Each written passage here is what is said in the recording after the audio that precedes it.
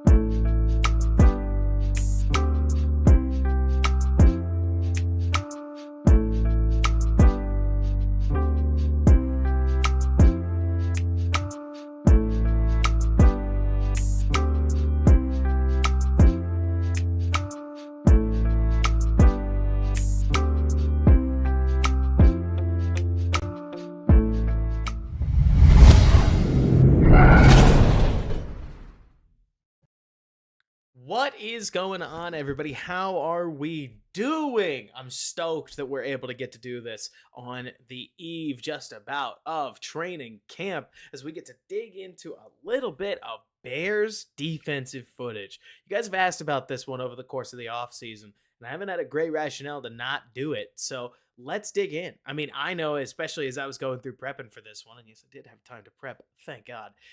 I found some really cool stuff that I'm excited to talk through with you guys. We're looking at the Bears defense. We're looking at schematically. What did they do after the Montez Sweat trade? And specifically, we'll take a look at that through the lens of the Bears game, week 14 against the Detroit Lions. We know they played pretty well there, but you'd be shocked as I was going through, thinking through which game were we going to do here. You had the Packers game. You had the Cleveland game, which went so well, it's almost cheating early on, and then fell apart right down the stretch.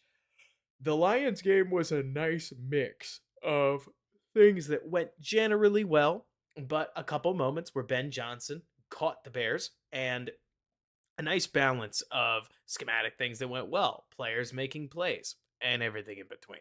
I'm not expecting this stream. I know this has snake bitten me before, but I'm not expecting this stream to take forever as we talk through it, just because I wouldn't surprise me if we're going to go through this game and call it around maybe 10:30, 11:30, something like that. Just because we're still on the early goings of training camp, we're not talking through anything in specific, and we're going to make sure that we get a good deal of information and then everybody gets a good night's sleep. But that's enough for me. It's July as we talk about football. And so I know anybody that's here is hardcore enough to where you're already locked in. Let's reward that with some ball. All right. So let me get the now discussing kicked over as we'll go from here to here. That's right? No. Look at that. I broke it already.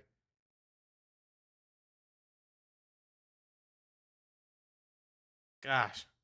All that prep still had a technical problem. That's life, right? But so anyways, let's dig in. We're watching some Bears defense taking on the Detroit Lions, week 14. Detroit, Chicago's already scored because they raced down the field and did what they did, honestly, pretty constantly with Luke Getsy and Justin Fields, and they scored on the first drive of the game. Lions are going to open us up, and I mean, just to really make sure our appetite is nice and wet, let's take a look at the pre-snap formation. This is one of the more basic ones you'll see in Chicago, though.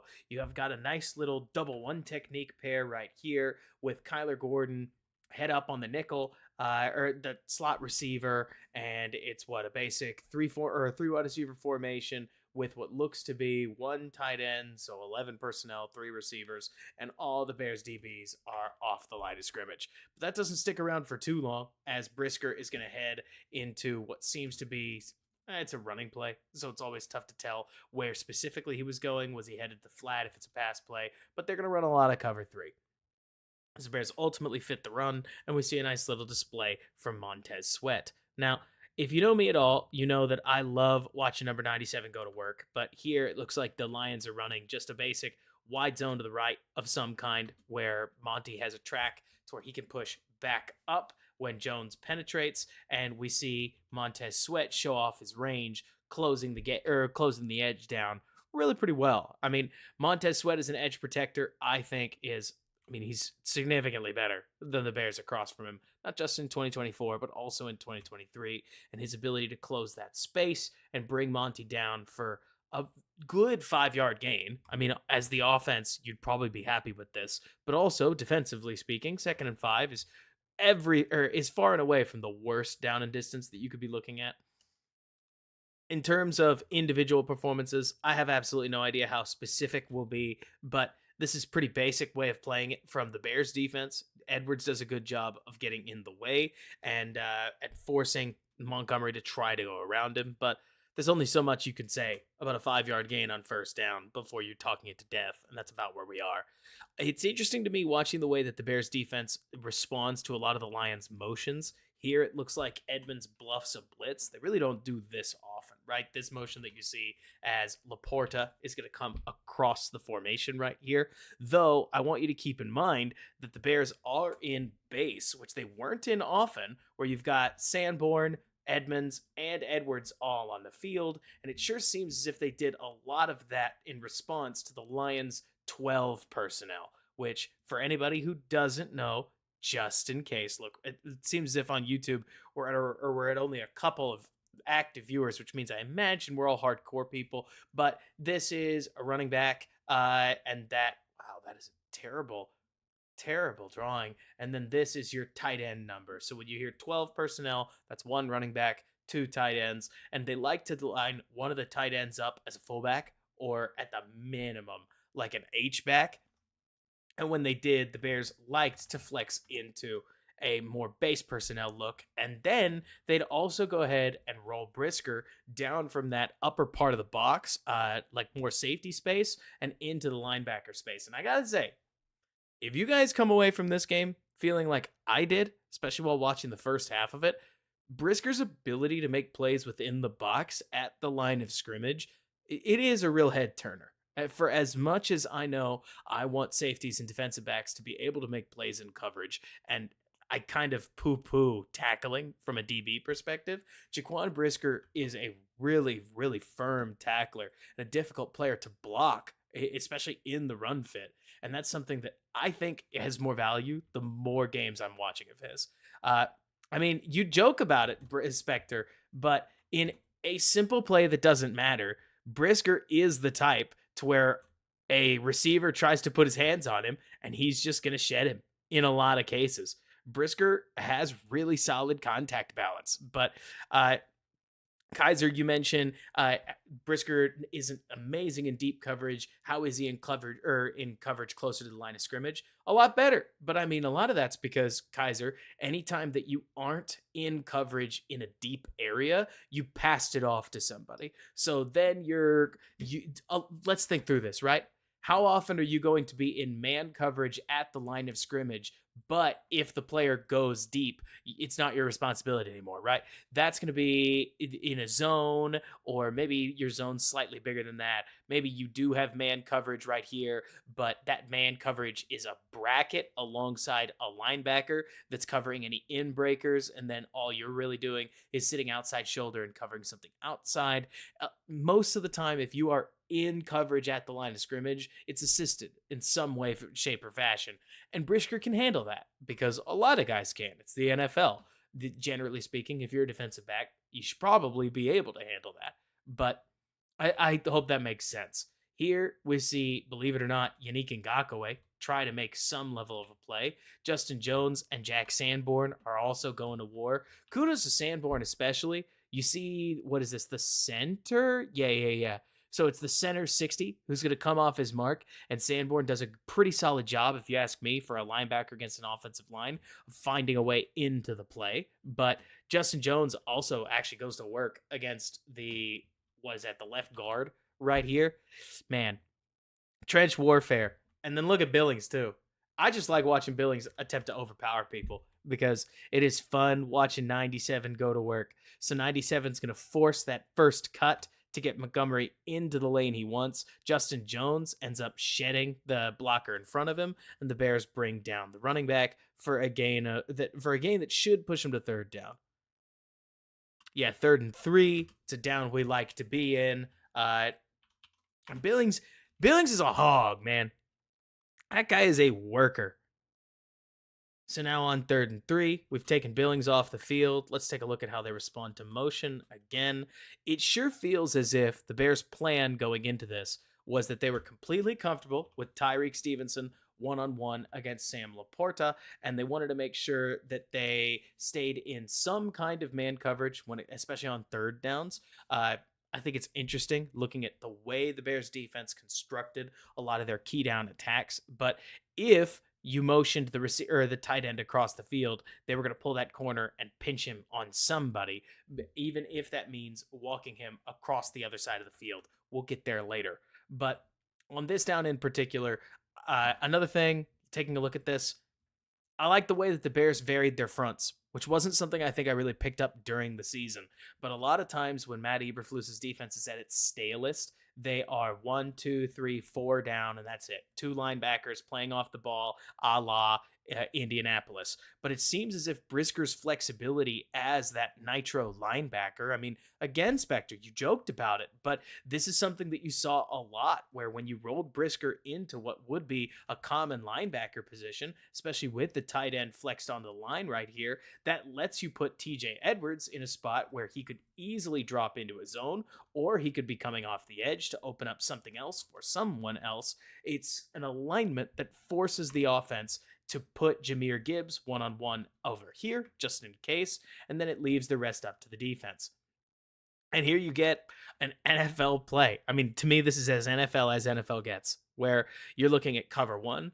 I like the fact that I remember I used to hate this in Chuck Pagano's defense way back in 2019, 2020. But I think the Bears have the personnel, especially against a matchup like the Lions, to where so long as you know you've got Jalen Johnson on Amon-Ra St. Brown, then you've got the personnel to play man coverage and force the Lions to be better than you for every 10 yards of grass. And in this case, let's see if I can get to the right angle here, just so we can see it quickly. This is a pretty throw into what is relatively tight coverage. The ball can't be too much further behind, above, or below where Laporta's playing it because Tyreek Stevenson's got his hand within a foot of the football. So it's a nice catch. It's a great play by Goff, who only just gets his head to the route a couple seconds before he throws it. Quick trigger, accurate football. It's not as simple as saying nothing you can do, but good route against the outside, or rookie on rookie. Tyreek's going to get him back later in the game. Good job by Jalen of forcing him off Amon-Ra St. Brown. And hey, sometimes they're going to get you, but force them to grind out every single third down, and eventually you'll get the ball back. Next down over, Brisker makes exactly the kind of play we were talking about, where here Kaiser is a nice example of him rushing into the flat. This is called cover 3 sky, where you've got both corners. Look, it's a really common Madden play. I bet you it's in CFB 25. I play on PC, so I don't have CFB 25. Rip me. But so you push your safety into the flat. The linebackers take up basic zones, including the nickel corner. Sometimes you'll lock the nickel in man. It depends. But it's just a 4-down rush with a basic 7-man coverage net. And here, the Lions are going to run curl flat. No worries, Drex. This was as simple, just so we're all on the same page and somebody hears it, as I was figuring out some work stuff. The mortgage market's been upside down, and so I took a look around and found some extra work, which took a little while to get sorted, and now everything is a lot more simple. A little heavier workload, but I'll live with it. A lot more simplistic in terms of how the stuff is going to work inside my four walls of my house, and that's all I need. But so curl flat, which is basically glorified pick play, Brisker's going to fight through it, and he's going to bring down David Montgomery. And if you knew anything about when David Montgomery was a Chicago Bear, you'd know how hard this is. Like, hey, let's be real here. I've given Brisker a lot of guff over the last, I'd say, year or so. But David Montgomery was a free broken tackle against any first person to reach him. So kudos to Brisker for staying with Montgomery and bringing him down only about 4 yards off the ball. It's as good a play as you'd expect, or it's as good a play as the Lions could hope for, a nice little first down drive starter, but you're hoping for one more broken tackle and maybe a little more yak. Not that you're too disappointed with the 4-yard gain, but I think you get it, where you just hoped for a little more. And then on 2nd and 6, you may or may not have seen this on Twitter, so I like this. First, let's talk formation. The Lions are going to line up in a shotgun set with Laporta flexed out wide, and then they're going to move him. This is not totally dissimilar to what you'll see from, it's in the same vein as what you see Waldron do, where you're going to line up in one formation, and then you're going to completely shift formations to see how the defense adjusts to it. One thing I think is intriguing is, what is the connection? Why did they bump or why did they bump TJ Edwards up? If your football brain is turning, you're going to notice that on the line, especially with Laporta within about 2 yards of the ball, you're looking at 1, 2, 3, 4, 5, 6 players down on the line of scrimmage, and then one who could easily get added, making 7.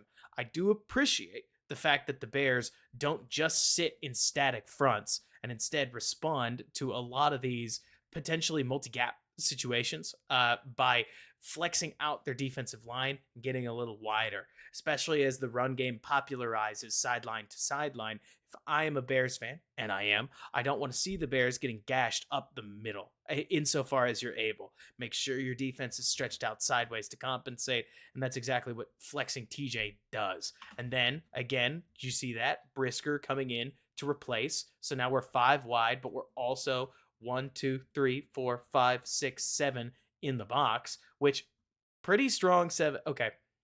Defensive line aside, the longer I stew on this, the more that Brisker might be one of the engines that makes the run defense go in a way that I just don't think I acknowledged well enough last year.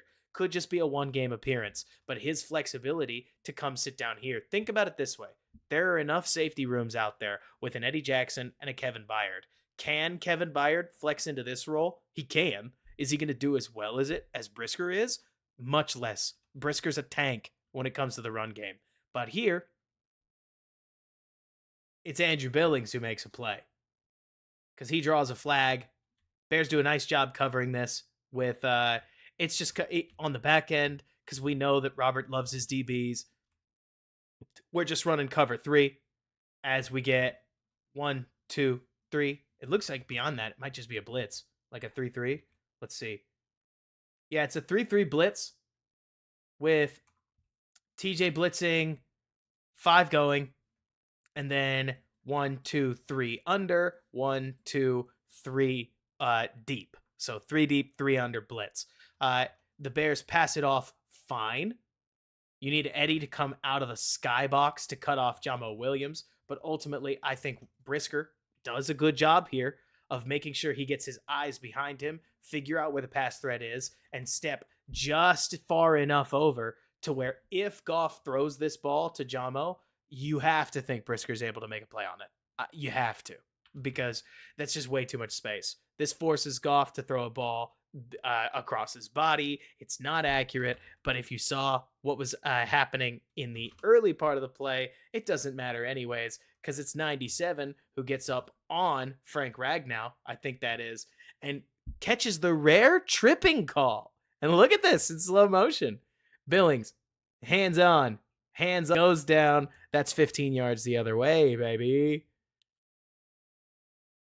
Billings' ability to get up off the snap, especially out of these zero tech alignments or tilted nose alignments, is, I think, really impressive for a man his size. I know I sing a lot of praise about Andrew Billings, but the footwork and the handwork that you see from a guy who's probably playing at like 345 pounds is, I think, legitimately impressive and forces as, a schoolyard trip, the full extended foot and everything.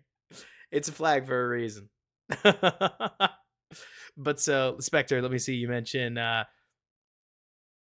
quick question. You'd heard that the calling style, as in what they called in the huddle, is an older style and simpler and easier for a rookie. Are you talking about defensively? Because that wouldn't surprise me. I mean, it's an Eberflus defense. So what they mostly do, as I've seen it, is that their cover sheet or their call sheet is more tailored week to week. So on cover 2, we're going to be doing this. On Tampa 2, we're going to be doing this. On cover 1, we're going to be doing this because their threats are these guys. So think about it as cover 2, but adjusted for the Lions, as opposed to a bazillion different coverages, all of which mean tiny little different things. But it wouldn't surprise me, especially just given Eberflus's background, if it is basically streamline, simplify, play fast. And here, they're just going to call what looks to me like it's cover 4. That leaves a hole out to the sideline for Amon-Ra to catch a pass. Kudos to Sweat for making it hurt a little bit. Nice inside move. Touches up Goff. But ultimately, it's basically trading a 2nd and 21 for a 3rd and 10. You don't have to love it, but these plays happen all the time across football, where you're just going to call cover 4, let him pick up half the yards, and then face him on 3rd and long. It's nice to see Sweat display a little bit of that length. What's wild to me about Sweat is how far away a lot of these tackles will play him. Like, his length is obvious, where a lot of guys will make that move about, I don't know, a shoe length closer, and Sweat makes it pretty far off of Sewell and is able to use that leverage and still get a hand on Goff, which I think it is easy to overrate Montez Sweat. I say that as somebody who really likes Sweat, but with the story of the way things happened last year, it's really easy to overrate Montez Sweat. But the Bears need him so badly because a B plus edge rusher on a team that just doesn't have a ton of outside pass rush, any pass rush in general, is as valuable as you're going to see. Here, a really interesting call, if you ask me. Looks like the Bears are playing a cover 1, where they want Brisker one-on-one on Laporta for that potential inside break, and outside of that, they're going to get 3 corners on 3 corners on 3 receivers in their adjustment to 3-by-1. This is something that I've tried to focus on this offseason as I watched more football. When you see 3-by-1 right here, you're going to see some kind of check, especially if you see motion within it. Take a look at what's happening with Kyler Gordon right here. As soon as Kyler sees the motion, he taps his helmet. Jalen Johnson's going to head back a little further. That's the signal Kyler's giving him for this is now, or so what was my man is not. This is my man now, and this is your man. So they switch on that helmet tap.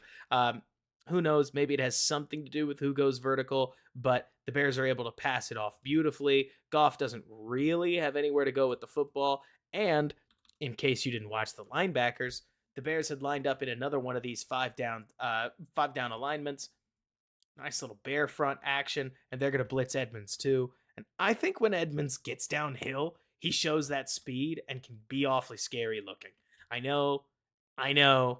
He paid $18 million a year. You'd like to see a little bit more of this. But Edmonds, I feel like, is in that same Roquan Smith conversation as a blitzer, where he's so useful for what the Bears are trying to do in coverage, or at least the Bears want him to be useful, that the fact that he is a good blitzer becomes something that you leave at the door because you want him in coverage so often, you just don't blitz him often.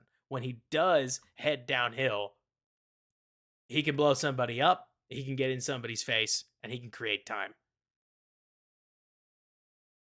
So, Lord, that makes sense. I had a feeling it might have to do with the fact that number 2 goes vertical and number 1 stays there, meaning that they basically swap to more of like a zone match. But in this case, it does me, or I'm more showing that they're communicating. We don't know, or you get it. We're on the same page.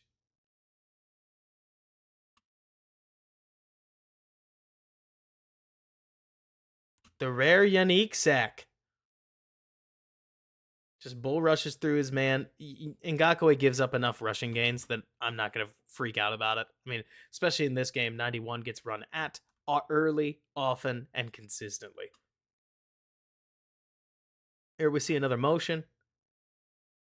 They're going to take, I think that's Laporta, right? That they take him from the outside into the H-back spot again and basically catch the Bears in a surprisingly run-heavy formation right here, depending on how you count these receivers, with a fullback with the Bears nickel personnel in the game. I think this is something that Ben Johnson wanted to get into as often as he could of, hey, let's get their nickel personnel in so that we can block them and try to pick up some yardage. Here, you be the judge on whether it worked, but certainly the tight end is able to erase Kyler Gordon despite Kyler's best efforts. And from there, solid job by 95 working back to the play, but also Brisker gets off a block and lays a hit.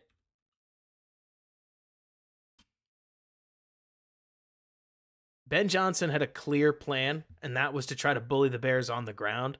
Kudos to the Bears for slowing the Lions down a little bit, because later as the game wears on and they push them into slightly more pass-happy formations or pass-happy sets, the Bears are able to punish Goff a little bit more. But Honestly, a lot of the Lions play pretty well. The Bears are just flying around to the football. And I know it's easy to overrate him. It is, I swear. When you talk about football, sometimes it's as simple as, do you like the player? You're going to point him out every play. Do you hate the player? You're going to point him out as little as possible. Uh, yes, it did, Book of Ezra. Thank you. It was so much fun. But as I watched through this game, I kept finding number 9 near the football again. He's near the football again. He's near the football again. And that's worth mentioning as we go into a season where the Bears could use as much run box help as possible. Here we've got another snap with both rookies in. Lions line up in a very run heavy formation. Let's see what they do out of it. Is this that play? I think it might be. Yeah, speaking of run games, that's awesome, Ezra. I'm so glad you were watching it on the broadcast. That's a whole lot of fun. I got you, Lisan. I need to change a lot of the gifts associated with this stuff. It's very last year. But so here, the Lions. So we saw this a couple times, and I'm interested to see if it remains a problem because I've watched one game closely. But I'm going to write this on the board here. Overload, where the Lions overload this formation where you've got your line right here, but then as far as your flexible players, do you notice that there's an extra offensive lineman and then 2 tight ends over on this side of the ball? So in the world of a heavy set, this obviously points towards this side of the ball. This is going to pull TJ Edwards into this spot. It's going to get your base personnel linebacker pushed over here, and it's going to take Tremaine Edmonds far enough off the ball that when they run right back up the other side and Raheem Green gives up the edge, happens. That's life sometimes, right? It becomes a matter of, and I don't want to spell anything too scary, okay, fans? Okay, friends? We're all on the same page that we're just pointing out what we see. If you're going to stop this play, it's got to be Dexter, it's got to be Brisker, it's got to be Edwards that do something heroic because you're gapped out the moment that the Lions get up like this. Or you need Pickens to occupy the extra lineman. So you need one of your guys to 2 gap, which they don't, one of them, or you need Edwards or Brisker to do something heroic. And in this case, that does not happen.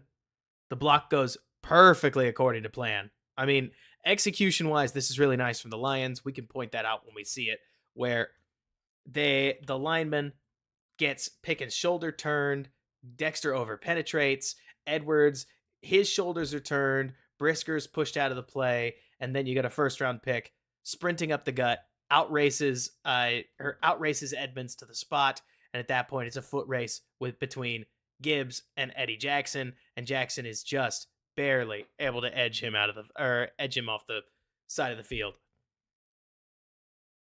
This is probably, look, it's not as if I don't really have an agenda when it comes to this, but I do think Dexter has a lot to prove in the run game. He is explosive. I mean, just watch this play. This play is not a bad example of how Dexter is explosive enough to get up the field quickly. He certainly shot straight up the field. But there's more to just exploding up the field when you aren't Aaron Donald yet. And in a play like this, I'm curious as to whether he had responsibilities in the run gap that he voided before he just launched himself up the side or up. But like you're mentioning, Sir Lord, the O lineman took great angles. Brisker definitely sends himself because he's way over here. I wonder if he's pinched in here. Maybe he's worried about Gibbs getting out that way. I'd be really interested to hear what some of the Bears coaches had to say. But it's great execution too. And Gibbs is an explosive enough player to where he's a home run threat. That's a home run kind of hole, and they take advantage. Here it is from this angle. Man, that is pretty work by these linemen. It really is. Like 73, getting to this spot against TJ Edwards. That is some beautiful football.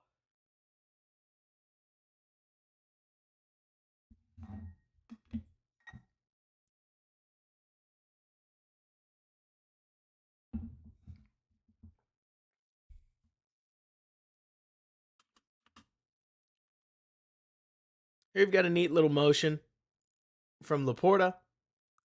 They're looking to influence the Bears a little bit. Bears in true base with two high safeties. So certainly suggesting potentially more cover 2, potentially more cover 3. And then I haven't found who it is. If you find it, you let me know. But somebody gets binned for a false start, and I didn't want to go back through the game cast to figure out who it is. So whatever this hard count is that draws both Pickens and Walker, the Bears don't get tagged for it. A Lion does. So I couldn't tell you, but we'll take being the benefit of a penalty. It's fine.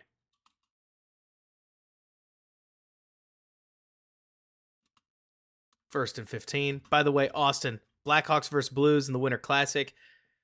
You know, I wish I could tell you that I knew the Blues a little bit better because lately the Blues have been so bad that I just haven't focused on them. But I caught just enough Hawks games to where I think that Bedard plus what Chicago has cooking in the canister tells me that they should have the edge of the Winter Classic. You can never tell with that game. It's like an NHL playoff game all in of itself. But I like the Hawks.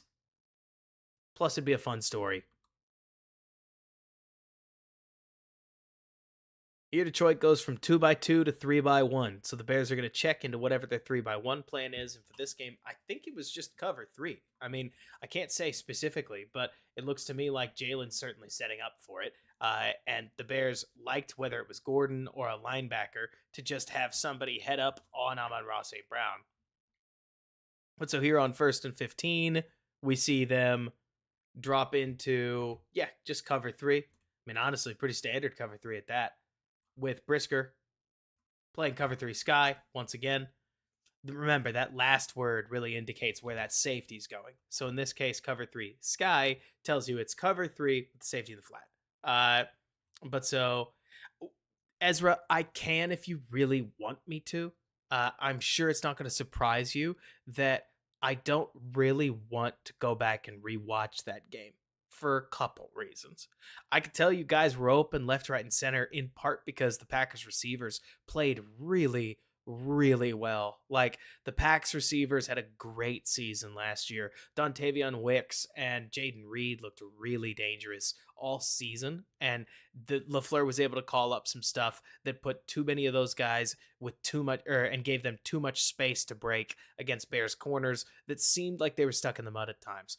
Plus, if you want my opinion, just in a tiny little nutshell, I thought Terrell Smith, who spent a lot of the season with eyes not focused on him, got focused on in that Week 18 game, and his inability to keep up with players as they break really caught up to him. But who knows? That felt like a game where the Bears missed Jalen Johnson quite a lot. But anyways, check this out, because I think this is sweet.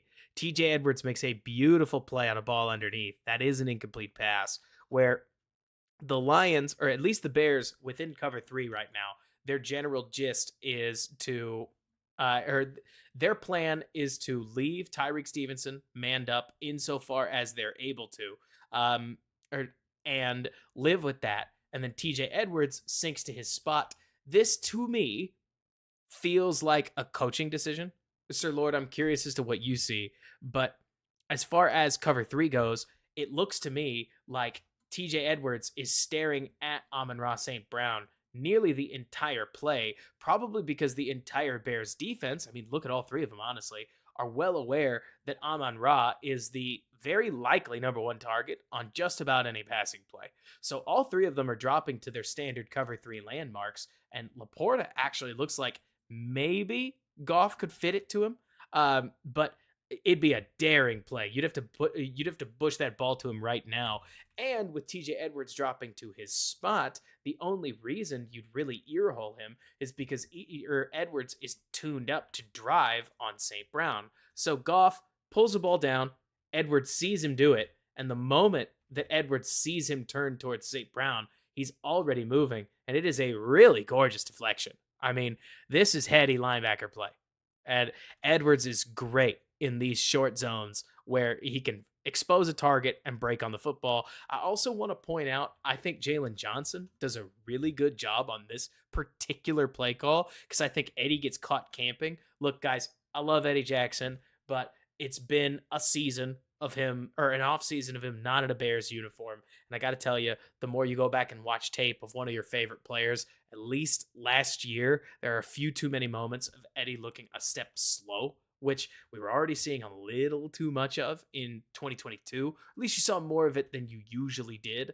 But on a play like this, for instance, 88, the tight end, is in a spot where if Jalen Johnson isn't getting proper depth, and this is just basic responsibilities, like don't clap too hard or don't break your hand clapping for Jalen Johnson here, but he does a nice job of making a read that the number 3 is going vertical and leaves number 1 for Kyler Gordon and gets depth enough to where there's no throw here either. So Goff takes a perfectly safe throw and what should be and should get 5 yards, but Edwards does a great job taking it away, and now instead of 2nd and 10 after a 1st and 15, it's 2nd and 15. And in the wide world of down and distances, that's a big difference. I mean, it sets you a full yard, or it sets you a full down back, and solidifies the lost down. Bleh, way too much stammering over that, but I think you guys get it. Every week I do a really long presentation about football. Sometimes I'm surprised I don't stammer more. But every time I do stammer, I'm like, they got me again. Goff even puts the ball in the outside hip. Kudos to Edwards. I can't tell if he actually tips it away or if ARSB just drops it the more that we watch that. I'd have to watch a broadcast angle. But you know what? It's a Bears stream. I'm likely to believe. It's really nice, Sir Lord. And that's the thing. This is my opinion, okay? We all cool with this? With Vic Fangio, we saw a whole lot of, I think, creative scheme. Stuff where when I talked to other defensive coaches, they'd break out words like cover 9, cover 8, and a bunch of other variations that we saw throughout the way that Vic Fangio liked to call his defense. Yeah, he had dudes, but he was also trying to iterate while he was in Chicago and keep opponents guessing. In the Bears case, it feels like Flus does a lot of his best work.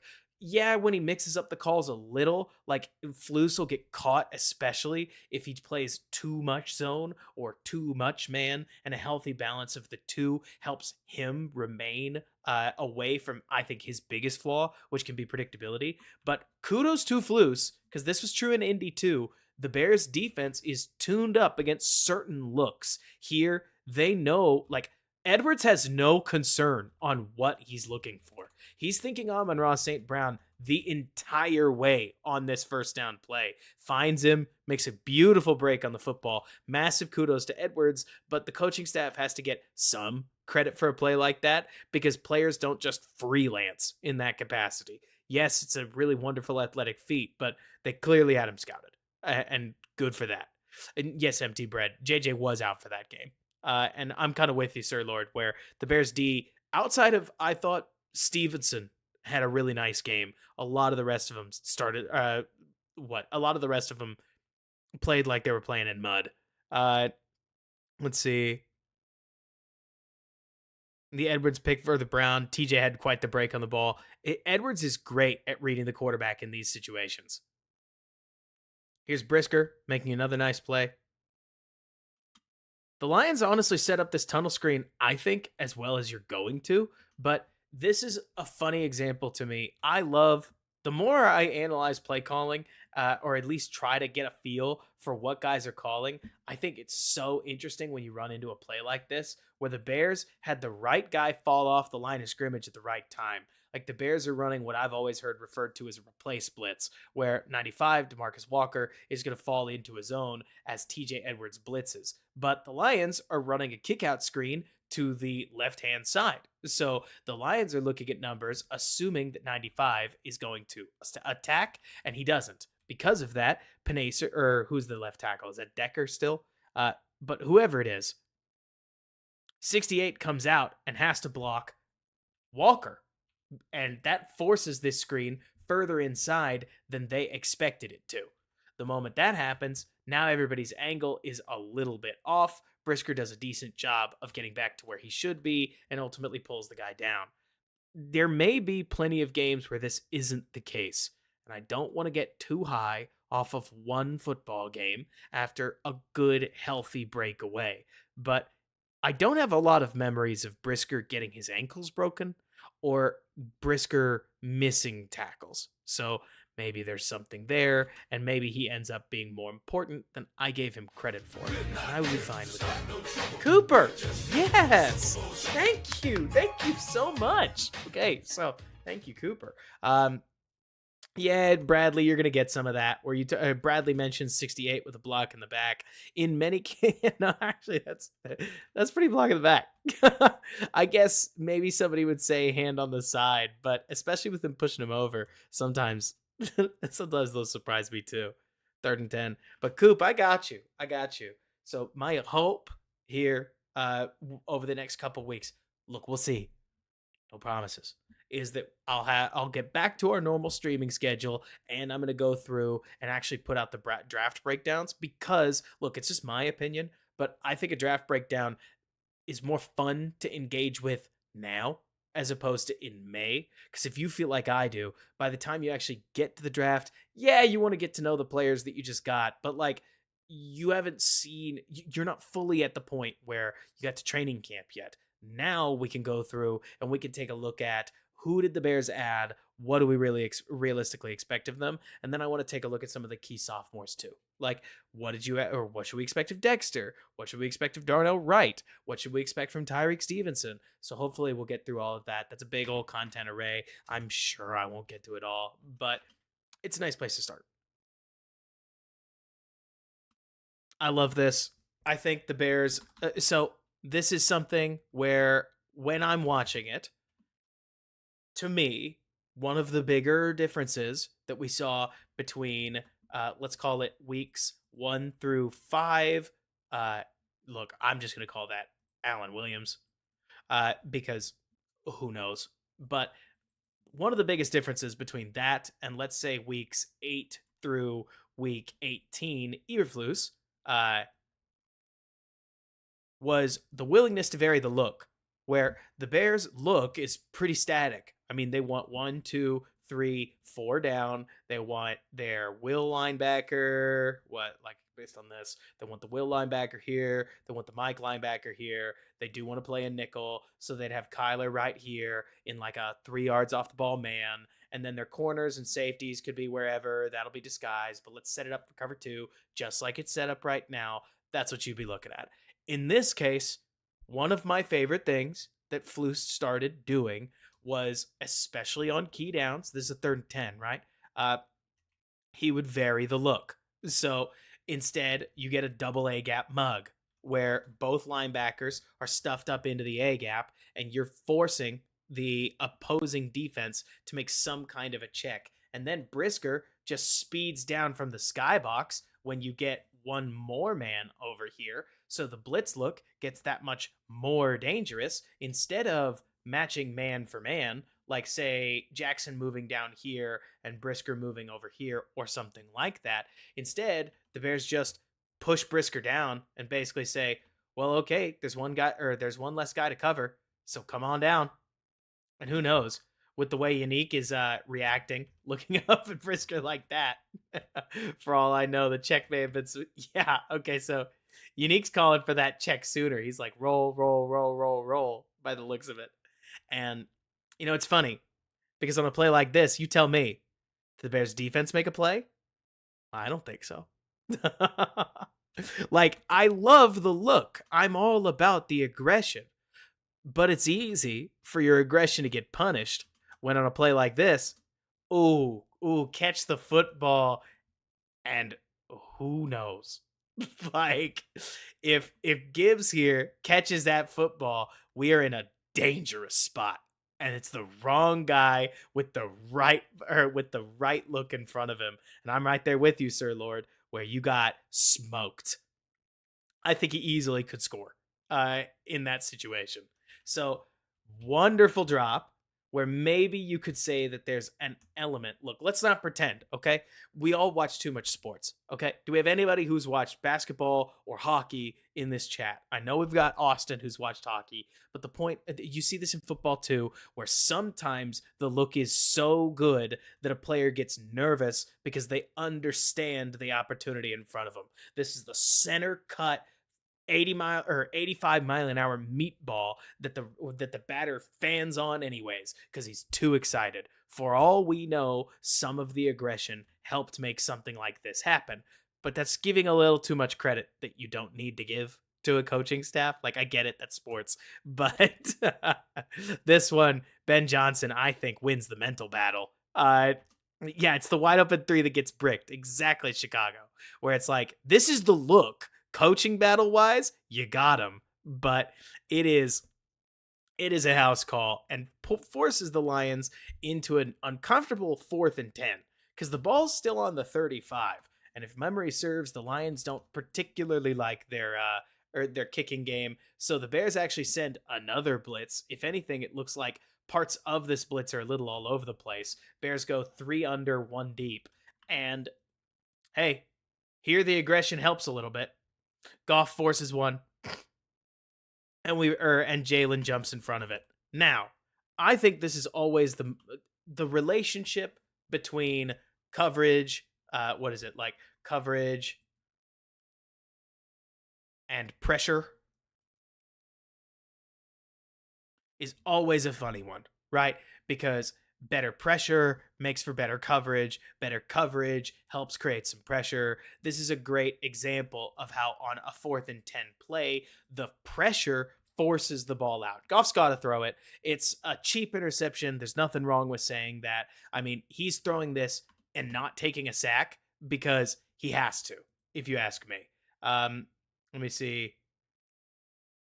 Oh yeah, that's a pretty meek call on Eddie Jackson's block in the back. If we're calling that, that's a bummer.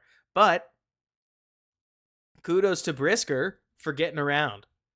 Brisker comes head of steam through Gibbs, and you could tell Goff feels him, steps up, feels the pressure, gets rid of the football, and Jalen's just sitting on it too.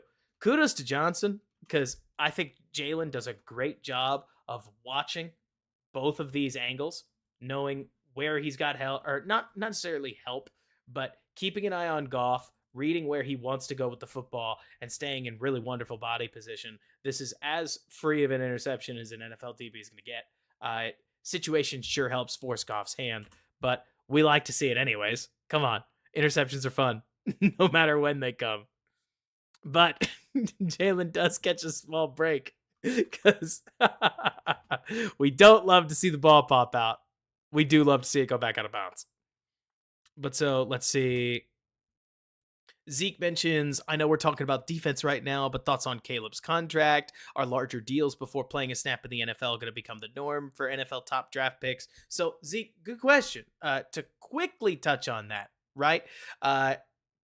The number 1 overall pick and the entire rookie wage scale is all determined by the total cap. So the answer is kind of yes, right? Where the number 1 overall pick is going to get a decent contract no matter what, especially because as the cap goes up, so too will his guaranteed money. For a quarterback, $10 million a year is still pretty cheap. But even Rome Odunze is getting $22 million a year for over 4 years before he's ever played a snap in the NFL. It used to be a lot worse. I think going back, somebody please fact check me on this. I can't remember the specific number. I think Matthew Stafford made $100 million before he ever played a snap once. So it used to be way more dramatic in terms of what rookies got paid because they just negotiated an open market deal. Like, it was wild looking back.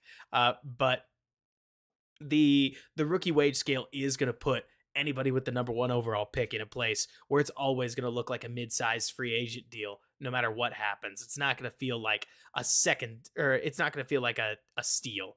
But yeah, he can, MJ. I forgot he fumbled too, Chicago. See, this is much more that Bears base look, which, granted, they're doing it in Bears defense, or in base defense, and they're doing it against a heavy formation. I think the relationship between what does a formation let you do, and what does a formation show to the defense, and what can you do out of it, is something you definitely want to keep in mind. Not just watching Waldron, but also watching the way that the Flus defense responds, where the Flus defense is not allergic to putting 8 in the box, and these 4 are pretty solid.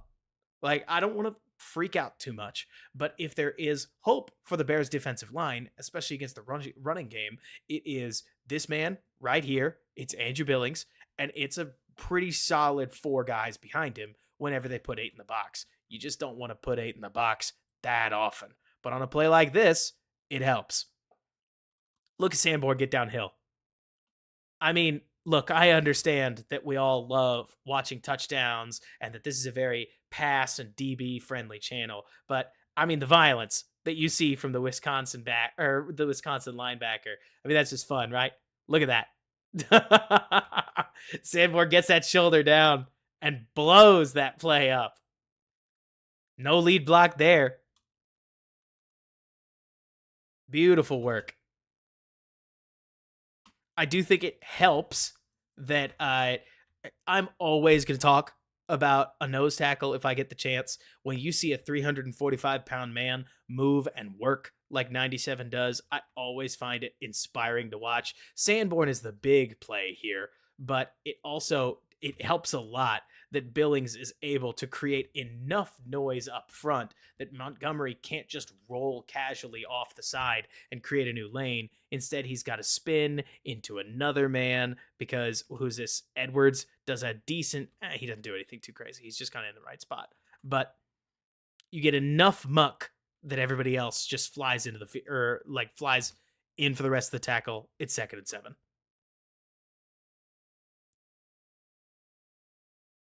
Here they go with another run. Now, if I may just complain for a brief moment, this is where Flus, I think, started doing what I find one of the most, I just don't like it, okay? And that's, they wanted to get Terrell Smith some work, and so they just started switching him in for Tyreek Stevenson in the middle of games. Maybe Tyreek was tired. Maybe there's an injury that we never heard about. Maybe they just really like Terrell Smith. All of these could be possible. But it's nothing Terrell did. I don't hate Terrell Smith. Terrell Smith's a 5th-round pick, and for a 5th-round pick that can even play a little bit, that's something worth getting excited about. But this whole thing where we're just going to switch an outside corner off different drives of the game bugs me, okay? And I did need to say it. I needed to get that out before we talk about anything else. But so then the Lions do a nice job. Let me see. On a play like this, could Smith have even really done anything? I don't know. I think you could make the argument that one of Brisker or Smith is wrong, but normally I've seen it's the corner's job to cover the outside shoulder and like the outside lane. And so maybe you'd want Brisker to roll off this side. And then at that point, you'd have him pinched. But instead, both of them take steps to the right. Smith has to drive back inside. Montgomery's a horse. We know this. And ultimately, they pick up a solid 10 yards. It does not necessarily help anything that Yannick cannot. I was about to say MJ. It doesn't help anything that Ngakoue gets tossed away like he's paper mache. I mean, I understand that we're in a slightly wide alignment here, but 68 allows that hole to be as big as he needs it to be. Oh boy. Yeah, I don't want to get too crazy on this, but Yannick starts right here. Let's see, does the camera angle hold? And he just gets, even with the camera angle moving, it's like he just gets pushed quite far away. If anything, you could even make the argument, I might, that Billings maintains enough control of his man to play 2 gaps, but because we don't have a defensive end right here, Montgomery just outranges Billings, and then it's the corner's problem. But I'm curious to hear what you guys see defensive line-wise. This is where I think being able to just play DeMarcus Walker outright right here would be helpful. Because if you have DeMarcus Walker in that spot, you'll be all right. Or at least you would hope you'd be better.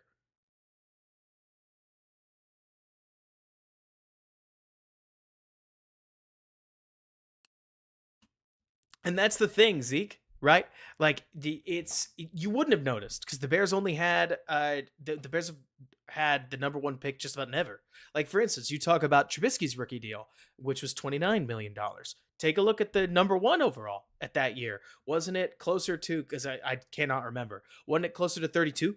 on a play like, or even in 2017, and then 7 years later, you're looking at Caleb Williams on a $39 million deal, and it makes sense. I'm by no means about to tell you that you need to look at that and be like, "Wowee!" It's because it decays really quickly. You get down to 9, and Fields at number 11, and the deal looks much more amenable at like $20-ish million, et cetera, et cetera.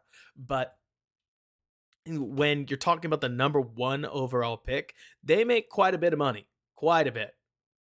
Oh, man. I didn't notice the blocking scheme on this one. This is sweet. Is that just power? You guys tell me. Because I honestly can't remember. Just like, because it's a double pull with 2 down blockers. So that's a power variant, right? But the Lions do a nice job of getting guys out there and grinding out yards on a play like this.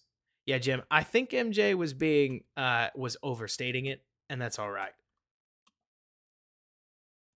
I really think so we're talking about 2 plays, and I know everybody's talked to death just about Yannick Ngakoue's run defense, but he's not good enough to, in my opinion, as a pass rusher to justify just how poor things are within or like in the running game.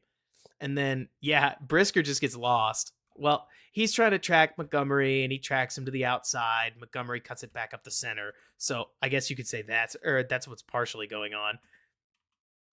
I have no real idea. If somebody wants to fill me in, I think Edmonds sees the down blockers and thinks that they may be running like a misdirection of some kind, but Edmonds ends up really far away from the play, and then the lineman gets an angle on him. So that's less fun. But the trench battle is going to be something worth watching for, because now, granted, the Lions' offensive line can execute. So they're going to grind out yards the hard way. But the more you get guys at the second level, the more you're going to bleed, slowly but surely. That's Brisker. That right there is Jaquan Brisker, Travis.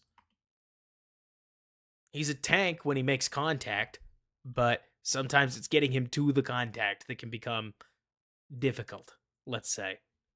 Here, the Lions are going to bump off, or tight end off the line into the H-back spot. They're 1, 2, 3, 4, 5, 6, 7. What is that? 1, 2, 3, 4, 5, 6, 7 guys on the line of scrimmage with 1 in the backfield. So, yeah, we're going heavy set as a counter. And then it's play action. Montez Sweat does a solid job of just getting involved. One thing that you got to hand it to this Bears defense. Here they go play action. And everybody that needs to does a good job of not biting too hard. Again, don't break a hand patting the Bears on the back here, but keep an eye on Gordon, the corners, and Edmonds on a play like this, where you're going to have Laporta, you're going to have, or hit the flat, you're going to have Amon-Ra St. Brown get deeper down the field, and then you've got this tight end coming across the formation, and everybody that needs to does a good job of covering up this concept, where I think Smith is fine. He's an outside corner, and he makes it work too, but Edmonds is really wonderfully in this lane. You can't throw that football. Then Kyler Gordon does a good job of getting down on this, and then Jackson and Johnson don't really give anywhere to go from this. Catch you later, Sean.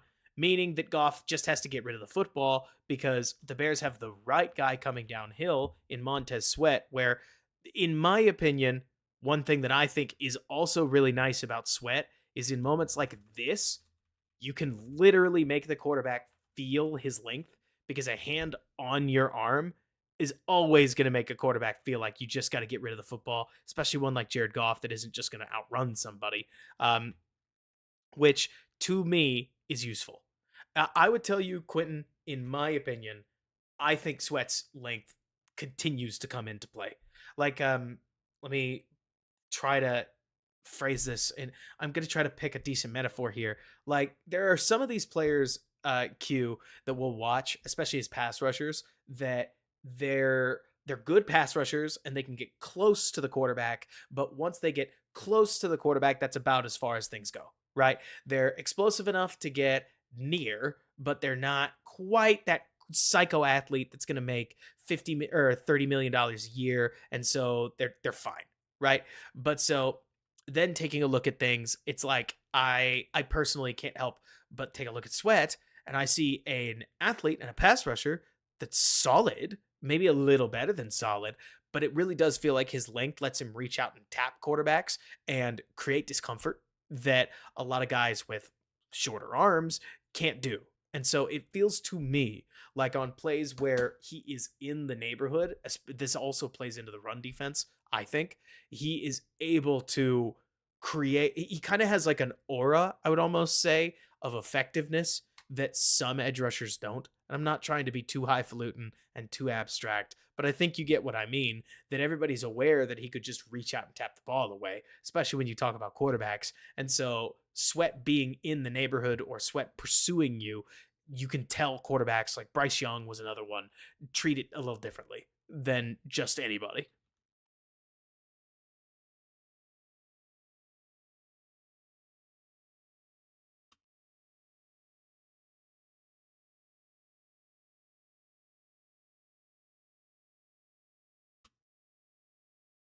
Like it's not that Montez Sweat. I think it's really easy to overrate Sweat, and I said that earlier.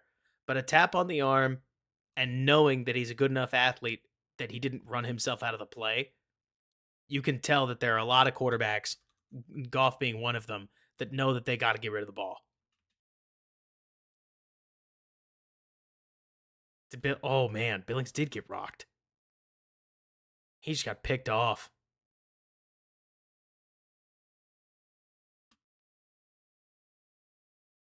Lions false start again. Hang on. Give me one moment.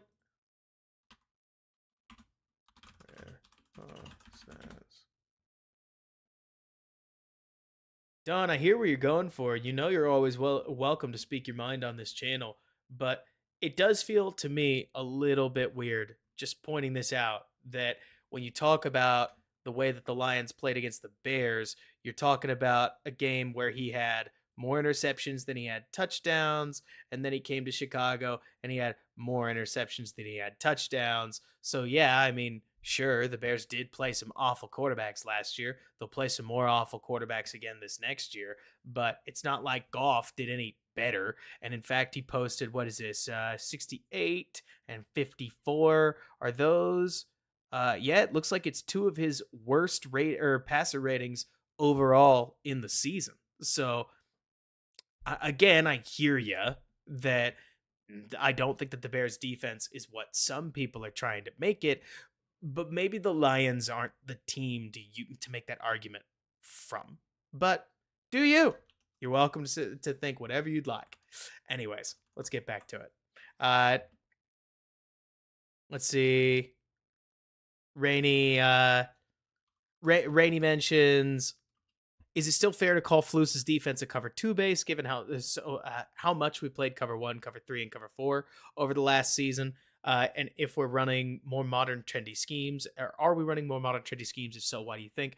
Rainey, I would tell you that I think it is more cover three than not. I think part of that is because the Bears recognize how solid Brisker is in the box and how much less solid he is when he's out on the perimeter. As much as I would make it about, oh, Brisker can't play in the half field, there's also an element of Brisker is so good, like between the first 10 yards, that why would you not make use of this? And so it's what, yin and yang, I guess. Glass half full, glass half empty. Your call. But so I think that they play a lot more cover one, cover three, in part also because when you're playing so much cover three with your corners falling off the line of scrimmage, plays where they suddenly don't, and instead they hit you hard and press man and run with you, are effective. They're nice changeups. And so that's a solid way, I think, for the Bears to try to get a lot of mileage out of the fact that they know that they don't have a ton of horses on the defensive line. And they still don't. I mean, I like Andrew Billings. I like Montez Sweat. Javon Dexter's got some potential, but then on the other hand, that does not make a defensive line rotation. You're probably wanting, what do you guys think? Realistically in the NFL, I think you need about 7 guys at a minimum, right? Where I think that you're looking for 3 edges and 4 solid defensive linemen. The Bears have closer to 3. And that includes Dexter, who I don't know that we can put in the count on state yet. But if we're building a defensive line rotation, I'll throw Walker in there because I think Walker would crack a rotation in almost any case. And then it's just a matter of who else are the rest of the guys, right? That's not me trying to hate. It's more talking about as we talk about what builds a really successful team, you need a lot of dogs on the defensive line. And right now the Bears are just a little light on the dogs.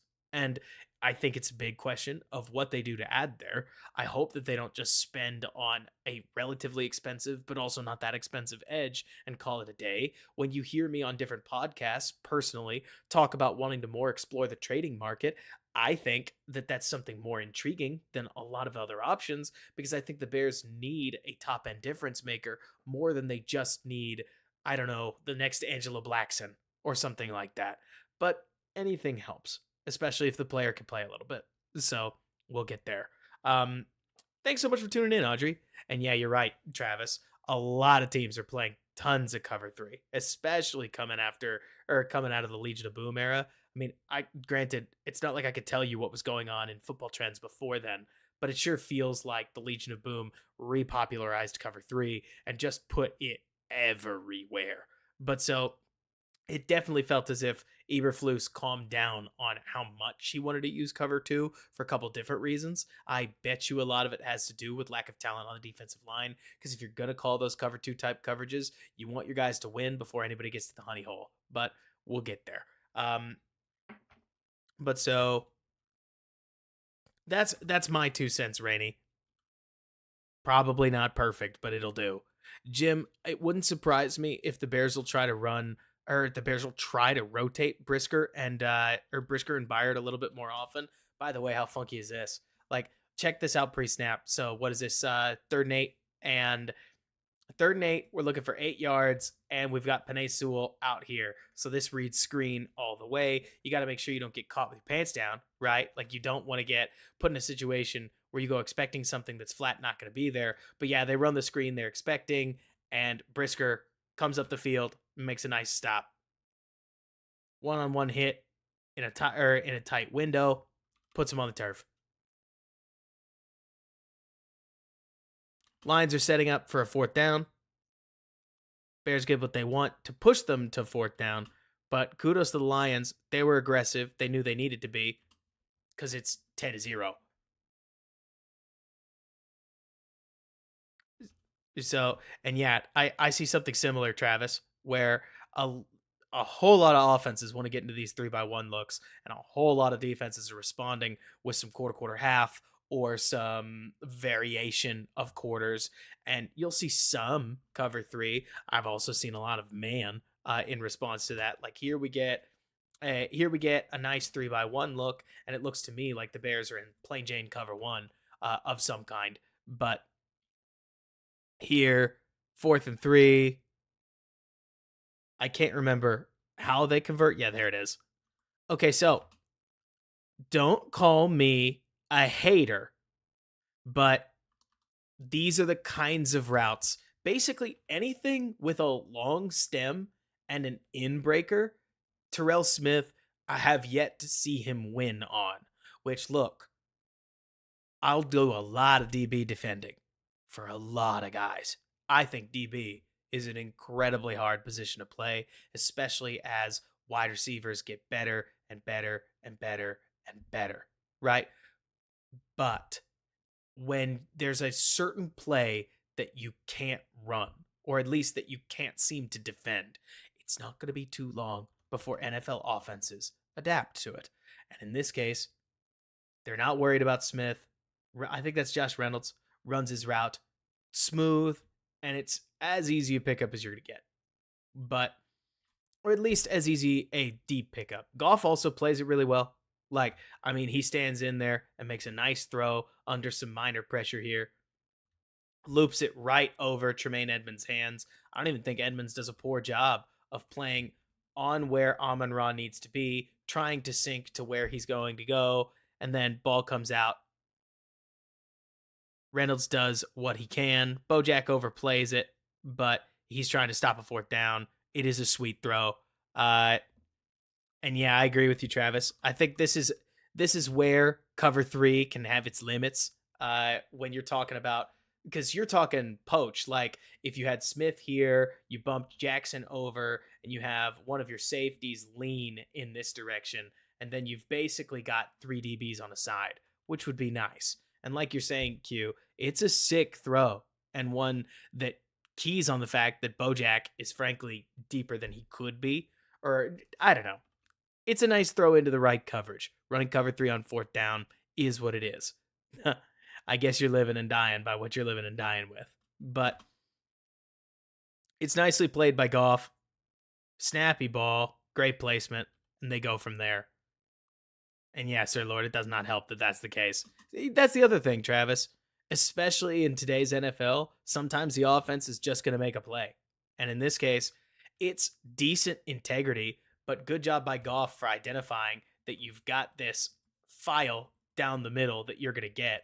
And if anything, chances are, just saying, whenever you hear me on a podcast, I'm going to keep coming back to it, talk about Jonathan Allen or more help on the defensive line, you would love on a play like this to get some pressure before three some on Mississippi.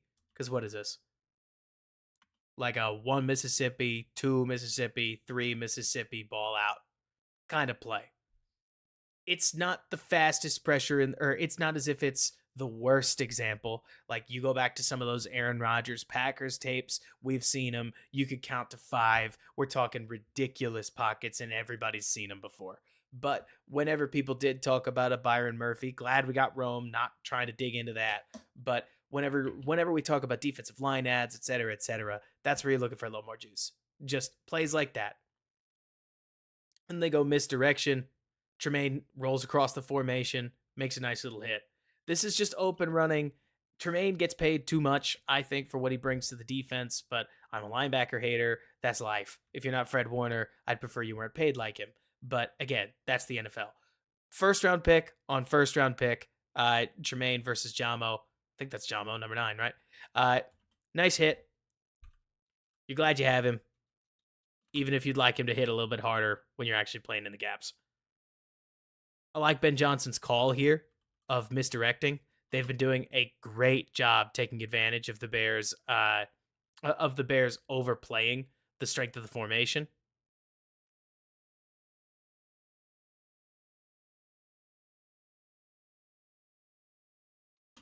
Second and 6.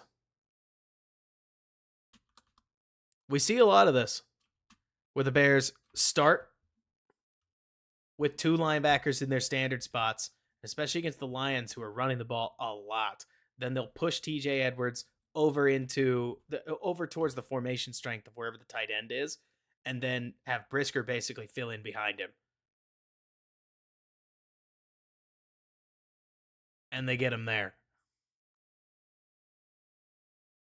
I'll leave it to you on what you'd like to see. I think it's actually just a really snazzy, I think it's a really sweet play call.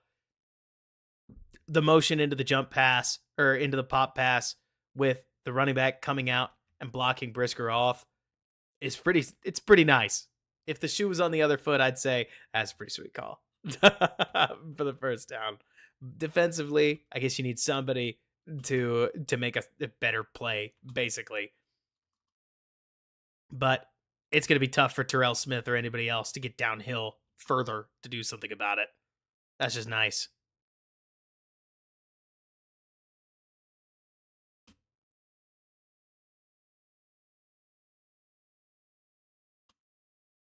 Third and 1. Bears stack the box. Lions have that wing out formation. It's gorgeous, let's be honest.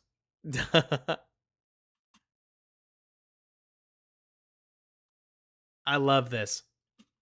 So the Bears are low-key getting cooked by motions towards this side right here, or not this side specifically, but it's more when they get the strength of the formation set, especially when they've got a tight end on it, and they can get the Bears to lean in the direction of the run fit. They go back against the grain and create space for playmakers to make plays. Maybe if you were, oh man, did they pick on? Yep. Okay, so Brisker must have gotten hurt, which happens absolutely all the time because it looks like that's Elijah Hicks, and the Hicks gets caught up against Panay Sewell. Good luck. Jackson is a step too slow. Gibbs get into the end zone, and bang, there he goes.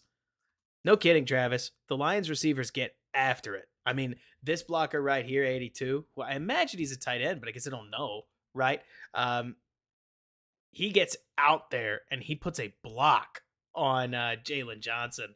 And those two blocks, like Sewell just consumes Elijah Hicks. This receiver does a great job getting Jalen out of the play. And at that point, it's all she wrote. This is why they drafted Gibbs with the top 15 pick. And that is that 10-7.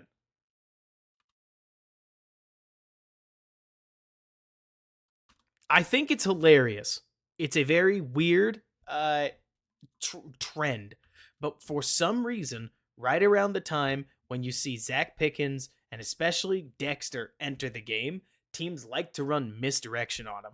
I'm actually pretty surprised that the plan wouldn't be to just double team rookies and literally call plays to take advantage of a group of men against a group of boys in situations like that. But that just didn't seem to be what NFL offensive coordinators did.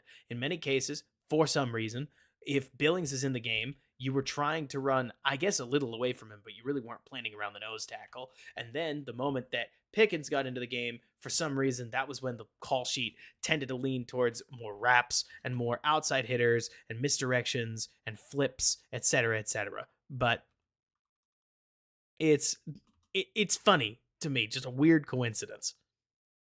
And yeah, Jim, I mean, as Bojack aged, he did not, or he used to be, I think, a really solid tackler. I really do think so. But especially as he aged and lost a step, it's just tough for him to get across the field. If they're out of the gap, they stay out of the gap. Here, the Bears are heavy on the formation again. No kidding, Travis. It feels to me, Travis, like they were basically trying, because Travis asked why'd they have two guys at the 2 and the 2I when they keep getting beat wide. It seemed to me, Travis, like they basically wanted to get guys into they wanted to get guys two gapping. Feels like they wanted to get a couple of hands on blockers, but it's not like I know. I couldn't tell you exactly what they're aiming for. That would just be my guess. Is they wanted to try to get some meat to stop some guys from getting to the second level. I mean, not unlike exactly what we're seeing right here with Billings, where he's just going to go hit the double team and let the linebackers get enough space to work behind him. So that's Justin Jones, who gets the initial ankle broken, and then that's Tyreek Stevenson that also loses his feet as you're getting out on the other way. But yeah, it's Jones who really gets snapped. You'd love to see Tyreek Stevenson hold the edge here, but kudos to Billings for going to battle, and then Justin Jones gets the guy's hands off of him. For as much as we spent time, especially in the early season, hating on Justin Jones, the moment you take him off the team and somebody else has to play his spot, you go, ah man, we'd love to have a little more. You tell me, let's play hold or no hold on Montez Sweat. You probably can't call that. If you called that, you'd really do one every single play. Like the holding meme, but for real.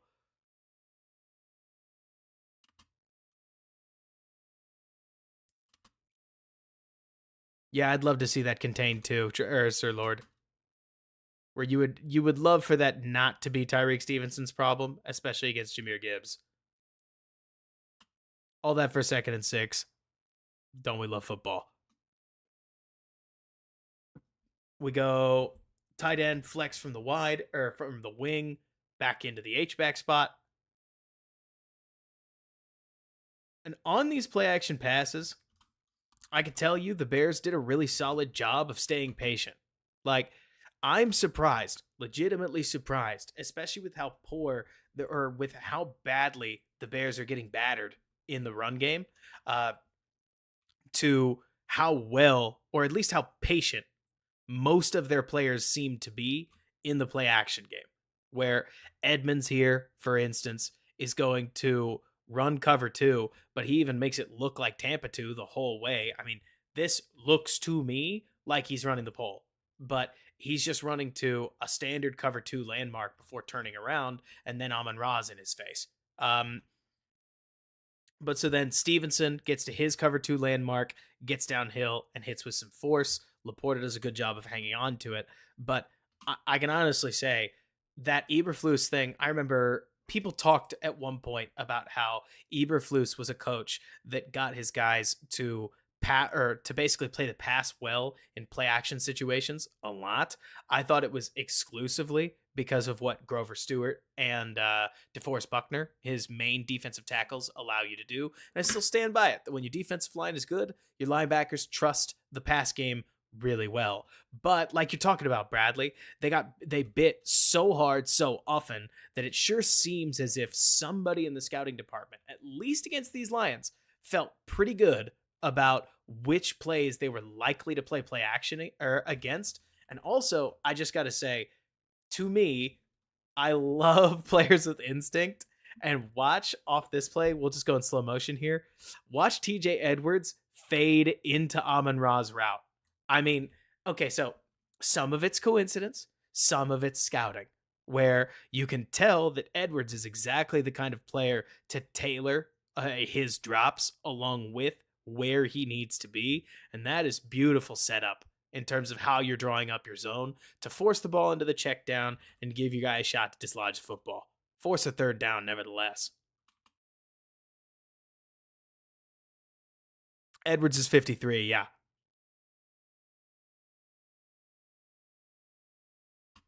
We spent so much time talking offense, Travis, that you got used to it, didn't you? Also, again, if you haven't picked up that I have a favorite on this defensive line, you're gonna pick it up. But I just love watching effort guys and watching Billings just go to war. And it's every play. Like every single play that he gets a chance to rush the passer, he just throws his whole weight at you and makes it your problem. Makes one move and then just makes one move, throws the weight at you, and goes. And here he just works so hard. Ultimately gets leverage on 74 too high and just barrels everybody in towards Goff's personal space.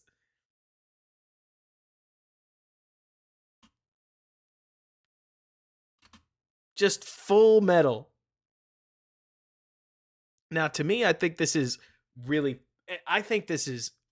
unusual that here in a 3-by-1 set, it almost looks like the Bears get caught not believing that the Lions are going to stick with this, because in 3-by-1 you'd normally see some kind of a check, but instead the Bears, I mean, they square up with an obvious zone look because you're not playing Sanborn against Amon-Ra in man at a minimum.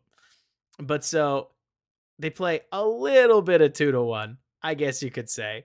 But at this point, let's see. This is beautiful. Just get ready. Like we've talked before about how the standard for NFL quarterbacking is much harder core than we like to make it in Chicago. Look at when Goff primes this ball. Like Goff comes off the read on the fade, which looks like they want Amon-Ra in a fade situation, and then Jalen gets over the top and cuts it off. But Goff primes this ball before Laporta's turned around.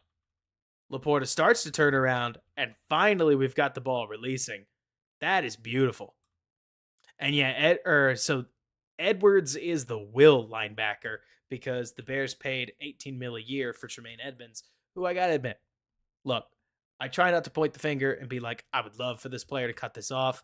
To me, third and three against a tight end coming over the middle, I would love it if our $18 million a year linebacker could be a little bit wider on a play like this. It's a sick play by Goff, and they're certainly fitting it into a window, and Laporta, who had himself a heck of a rookie season, does a great job of boxing Stevenson out and giving Goff a lane to put the football. But I would love it if Edmonds was able to close this gap a little bit, because like, what are we worried about? I guess that's the best way I'd put this. I've not coached a ton of ball, so I don't exactly know what you're queuing on. But the moment that I would have loved for him to have seen Amon Ra break out this way, and then what are we worried about? Number one, getting inside, make that somebody else's problem. At that point, turn back, check for your threats, and close something off, because he doesn't know where he needs to be. Or at least it doesn't feel that way, which is too bad.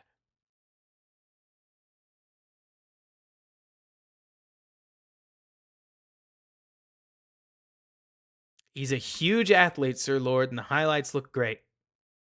Nice wide player in plenty of cases, but it's tough.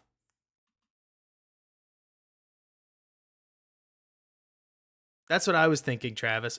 At least it feels that way, where it's like he's almost in the right spot, but he's so focused on the quarterback that he doesn't get anything from it. There's Billings going to work again. Gets on one side. Oh no, I want to watch this one for the front angle, just because again I like him. And Don's right. I mean, 74 is a reserve, but everybody's going to play plenty of games against reserves, and those are the guys that you're expecting to see some stuff. Like, I love the nose tackle, getting the lineman twisted up and turned around, and then you got a big body coming down the pipe. It's just, this is where I'm going to point out what everybody else is doing. He's out. He's not there. He's not home. Would love for God, a little more juice from the starters.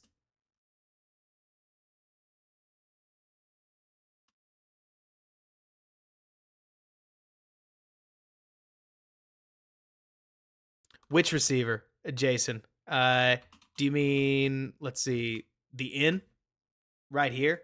So you might, for sure, but it doesn't even look like that receiver is really expecting the ball. If I had to guess, I don't know, but 82 is thick enough where I bet that's a tight end, and I literally think his only job is to just sit down so that you try to get Jalen Johnson to stick on you and open up a flat, or open up a fade against a linebacker. But obviously the Bears are aware of this, and they just double commit over the top and leave him absolutely wide open. I know, Travis. It doesn't even look.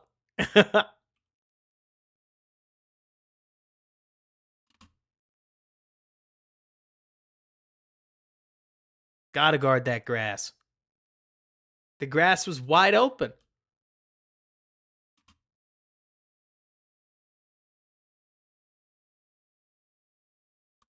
Here, Sweat makes a nice chase down play.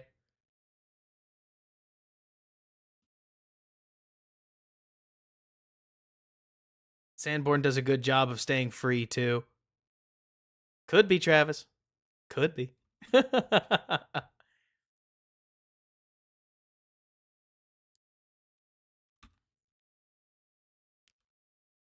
Solid little chase down play from Sweat. I think effort is nice, but it's nothing to go too crazy about. Sometimes the run fit's just not going to be too wonderful. Uh, what does that mean? Not all run plays are going to be huge winners. Be right back.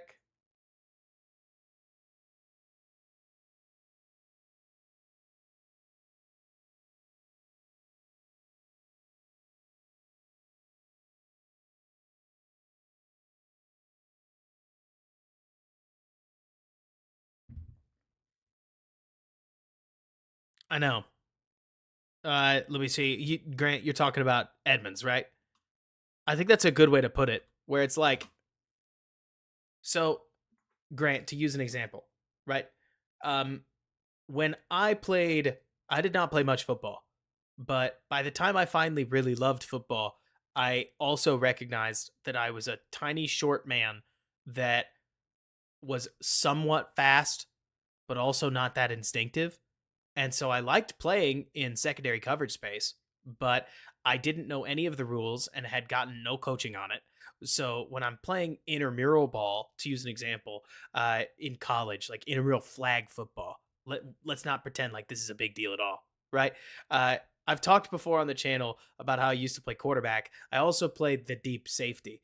And most of what that meant was that I stared at the quarterback and I ran more or less towards where I thought he was going to throw the ball, and then mostly just reacted when he actually threw it. Which, looking back, makes it wild that I picked off any pass at all. Because had anybody told me, hey, maybe you should like watch a receiver and tailor where you're standing to where they are, whoo, that would have clicked. But it did not occur to me. So I didn't do it. I mean, I just stared at the quarterback and sprinted when he released the football. And and that was that. And Edmonds feels to me like he does a lot of the same thing, where obviously he's a much better football player than I could ever dream of being, and he's a drastically better athlete.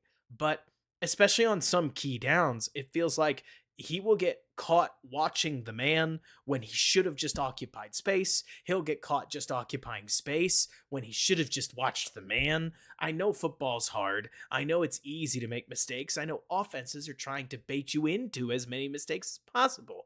But Edmonds in particular feels a lot easier to push and pull mentally than a lot of his other linebacker teammates.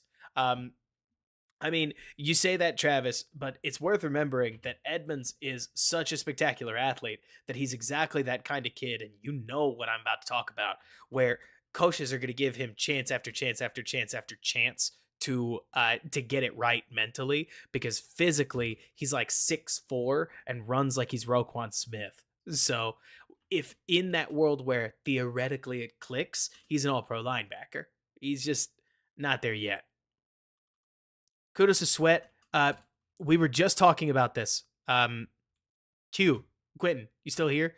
So to me, this is a great example of a play where I think Sweat's length makes a big impact, because for a lot of defensive ends, this is an arm on the Jake S. Absolutely, I hear you. No worries. Hope you're having a good day too. But so in most defensive ends cases, you're looking at a grab on this side of the lapel, maybe the shoulder if they're really short armed, and sometimes you'll get the middle of the chest. But because Sweat seems like he's able to reach across to the opposite lapel, he slows Montgomery down a lot on a play like this and lets Brisker tee him up and win a battle of strength. Which, speaking of, again, if we're talking just athletes, the moment you get number 9 in a phone booth, I'll bet on Brisker all the time. I mean, this is David Montgomery. Like, he had enough time in Chicago where I think we can all agree that a shoulder down play against a DB is exactly the kind of a shoulder down tackle against a DB favors Montgomery 9 times out of 10. So there is something, even though both of them are hitting from next to no, like, neither of them really get a wind up into a play like this. If anything, you could say Brisker gets less of one. So neat job for Brisker to put his feet in the ground and drive that weight. But it's a minor thing that comes into play on more plays than I realized watching him, definitely live, and even like watching him the next day after, because I'm focused on the quarterback, I'm focused on the DBs, I'm focused on the D line. I'm not really focusing on the safety that hits people. But I swear, you just don't see moments where Brisker ends up in a flush tackle like this and ends up getting pushed back, like falling backwards, which you can value that as much or as little as you want to. I'm just showing you it's there because I think it's interesting. And it's a part of his DB toolkit that I wouldn't have thought of as useful. I would have assumed a player like him, especially given that plenty of times he's slow to recognize where a play is going, it's just a matter of time before he gets victimized. And that happens. But it does seem like he makes a nice tackle for all the other tackles that he over pursues. And there's something to that, and hopefully something the Bears can build on. Oh, 93 gets stood up a lot. He's not on the Bears anymore. But he got paid by, I can't remember who it was specifically, actually. Somebody will remember. I think maybe it was the Chargers. For some reason, my head says Chargers. But yeah, Justin Jones was very just okay. Oh, it's Arizona. Thank you, guys. See, I knew you'd know. I like the little wide bunch with a basic tight end wing. I think Gibbs is the right guy to have in the shotgun. I think there's all kinds of things you can do by him. Thank you, Sir Lord. And I like the Bears trying to get wide to counter it because they've been getting beat wide so many times. Here it looks like Sweat just gets caught pursuing. And hey, kudos to 8. Look at this block. Look at this block. What is that? That's Kyler Gordon, the nickel, who ends up one-on-one with I think that's Josh Reynolds, and he blocks Gordon into Tremaine Edmonds and is able to put him or get Gibbs a couple yards that I think just resulted in a first down. Travis, you said it earlier. The Lions get their receivers to block, which is definitely a skill set. Yeah, it's a big third down they picked up. It's still 6-10. So it's a big drive for the Lions. I think they score here, as a matter of fact. Sewell against Yannick isn't fair. It is. JJ will throw his weight around as best he can. I feel like, Grant, JJ also works as hard as he can to minimize shoulder damage, which, hey, I hope he makes as many business decisions as he needs to. I mean, you really just see this from the Bears all over the place, where Brisker comes out of the skybox and ends up being a really key player in the run fit. I know he's supposed to. I'm aware he's a safety, but you would expect that's Jalen Johnson, number 33. But for as much as I know, I think I've just talked so much mess on Brisker's coverage ability that I do want to highlight that he's one of the reasons the Bears' run defense works at all.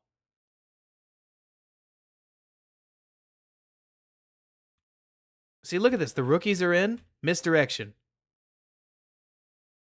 It has to be because you can get moments like this. Has to be. That maybe they think Justin Jones isn't going to be so quick to just pen down towards Gibbs, but like leave it to a rookie to just screech towards the running back. Take himself way out of the fit. And then we don't need to talk about Zach Pickens on a play like this. Where, what is that, Ragnall? 60? He gets them shoulders turned.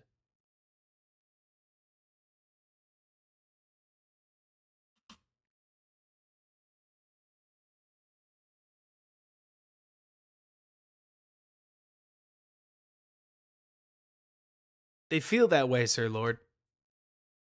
At least when I'm watching it, Brisker, I swear, Brisker is a better run fit player than.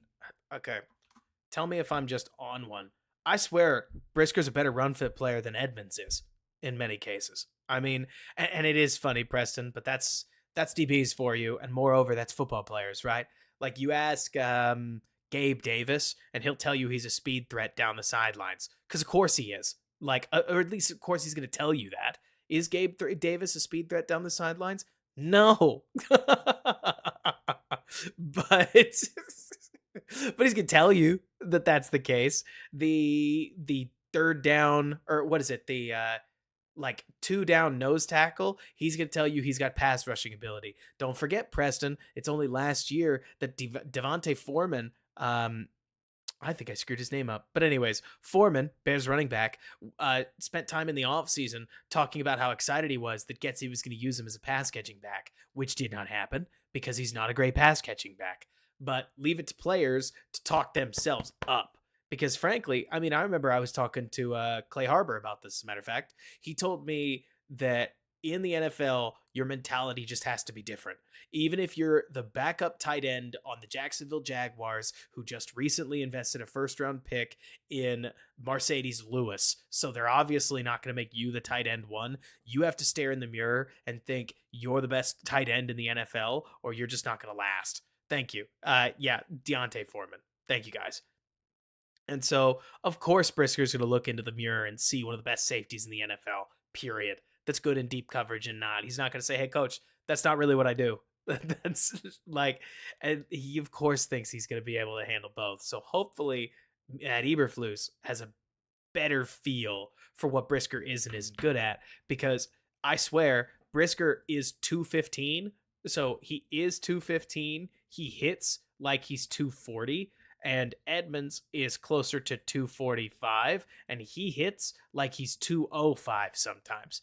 And we don't love that, but that's just what you deal with. We don't control who's on the team, much as sometimes maybe we'd like to. Hey, here's a solid play.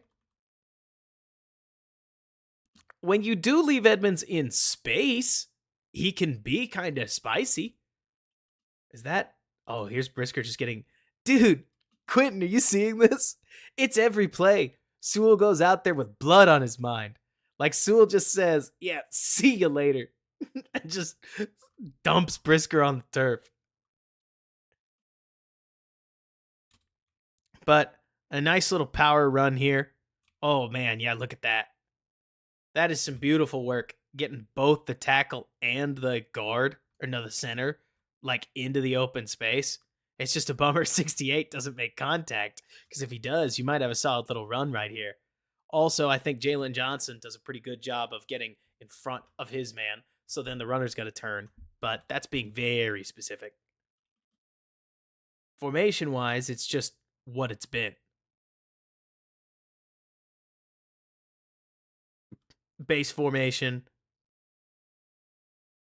No, this isn't base, right?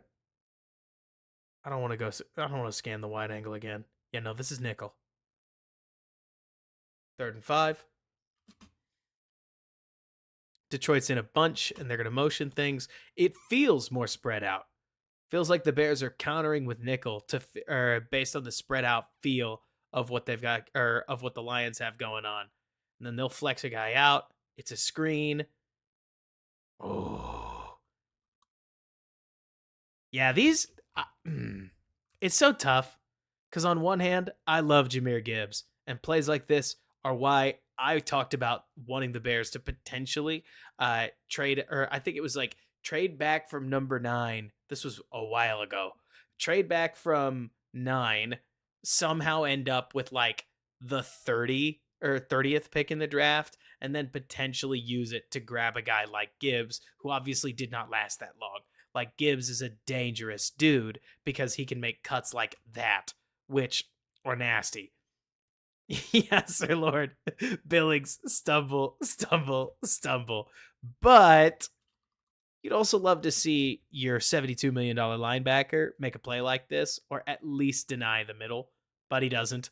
So you need Billings to come over, and he doesn't. So you need Sweat to get him, and at that point, you've just lost a 3rd down. I mean, you want to talk about a big play? This is a potential 4-point play right here. 3rd and 5, you need this. And you get a chance to make a play. Like, running back, tee him up, one-on-one football, baby. Oklahoma drill. Or I don't think it's the Oklahoma drill. But somebody's going to know, like a running back alley kind of drill. And you'd love for your impact linebacker to go get him some. Oh, well. Track near hip. I was like, I know somebody knows.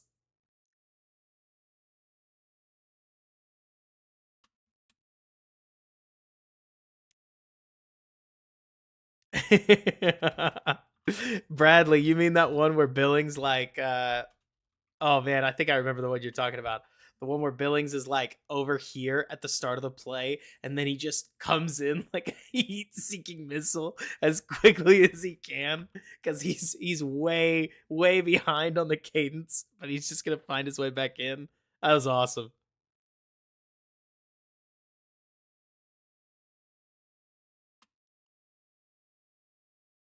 Looks like curl flat. Brisker's gonna drag you down.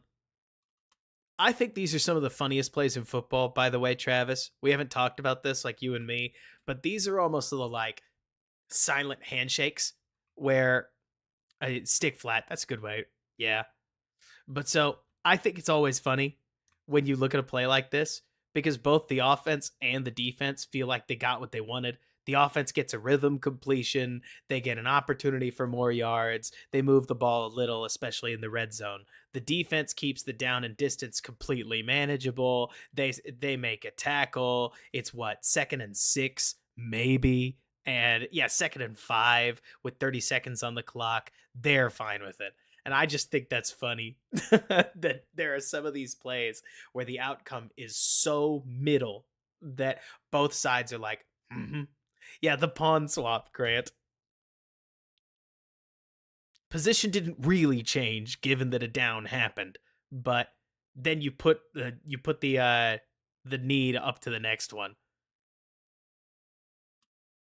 Here, Josh Reynolds breaks Stevenson's ankles. That's life. Bummer though.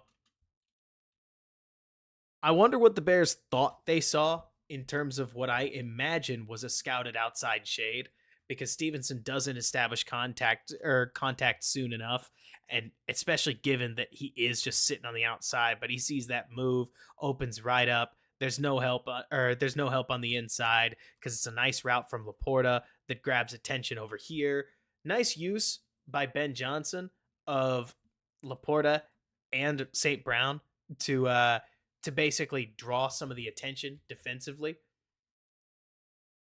Would love to see the rookie make a better play there, but that happens.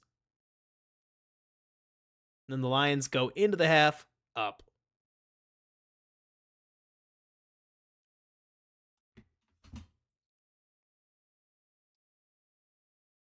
$13-10. So I'm really interested to see what happens here because I haven't watched this one recently. But if memory serves, the Bears defense comes back and plays quite well. And so let's take a look and see if you can find some adjustments because I'm really interested to see what it is. Man, this is beautiful. And that's the thing, Grant. Like, okay, so Grant mentions this, and I want to go back and talk about it. Grant, it's really easy to get 2 hours into a stream and just forget to mention something, right?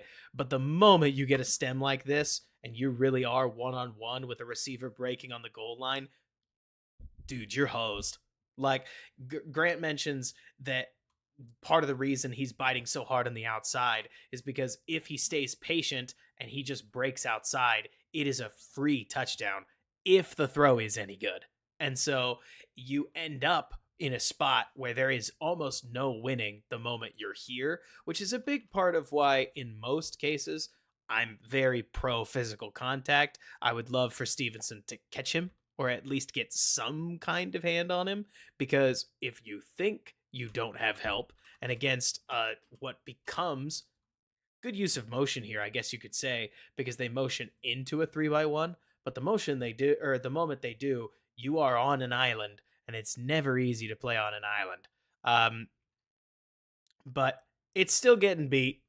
It happens, but it also doesn't help anything that, look, Grant, this is me just talking percentages, which if I had to guess, Tyreek Stevenson plays football, he doesn't play the percentages, right? But one thing that I feel like I see all the time is you could almost leave a throw to the outside and like a true corner ball from right here as open as you want. Those throws are never easy, and they get left far inside, too high, too low, way more than you'd think that they would. Whereas you give that slant away, especially to Jared Goff, man. Like, Jared Goff plays out like he's got computer code written for his brain, where anything in here, he is just cash money on, man. And so maybe there's an element of scouting that goes into that. It would definitely take a bold player to just allow access to the outside at expense of the inside. But when you look at Jared Goff and the Lions and the way they like to play, it is funny when you see a touchdown like this because you go, yep, that's the Lions. That's Jared Goff. That's $50 million a year. Football moment, right?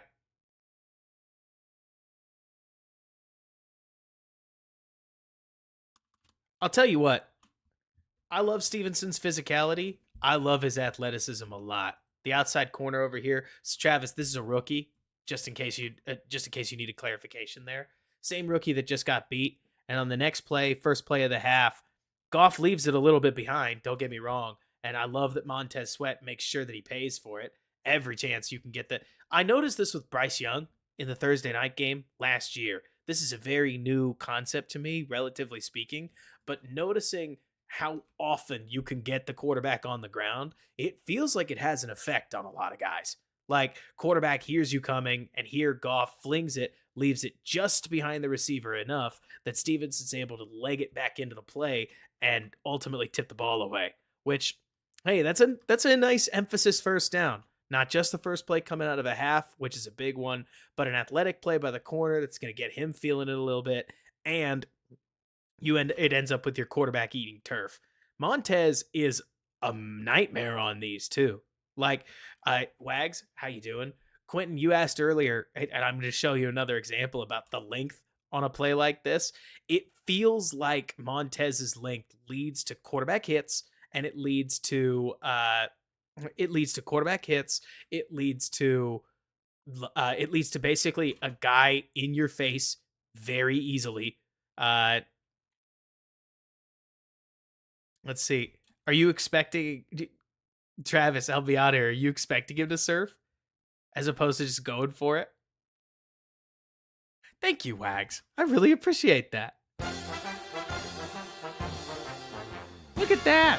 Let's get some members back. We'll get there. Contribute as you'd like. Yeah, the Bears didn't do much surfing last year. That's for sure. Let's see. We see a little more power.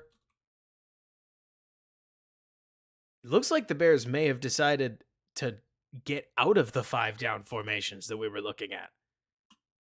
Because putting Edmund, and it also looks like they basically started pushing Edwards towards this side of the formation. Look, this is very quick, like a quick eye. So this could be wrong.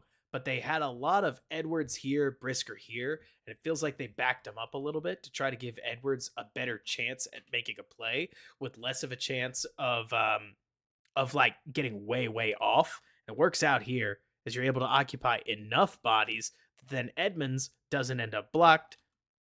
You put the guy on the ground.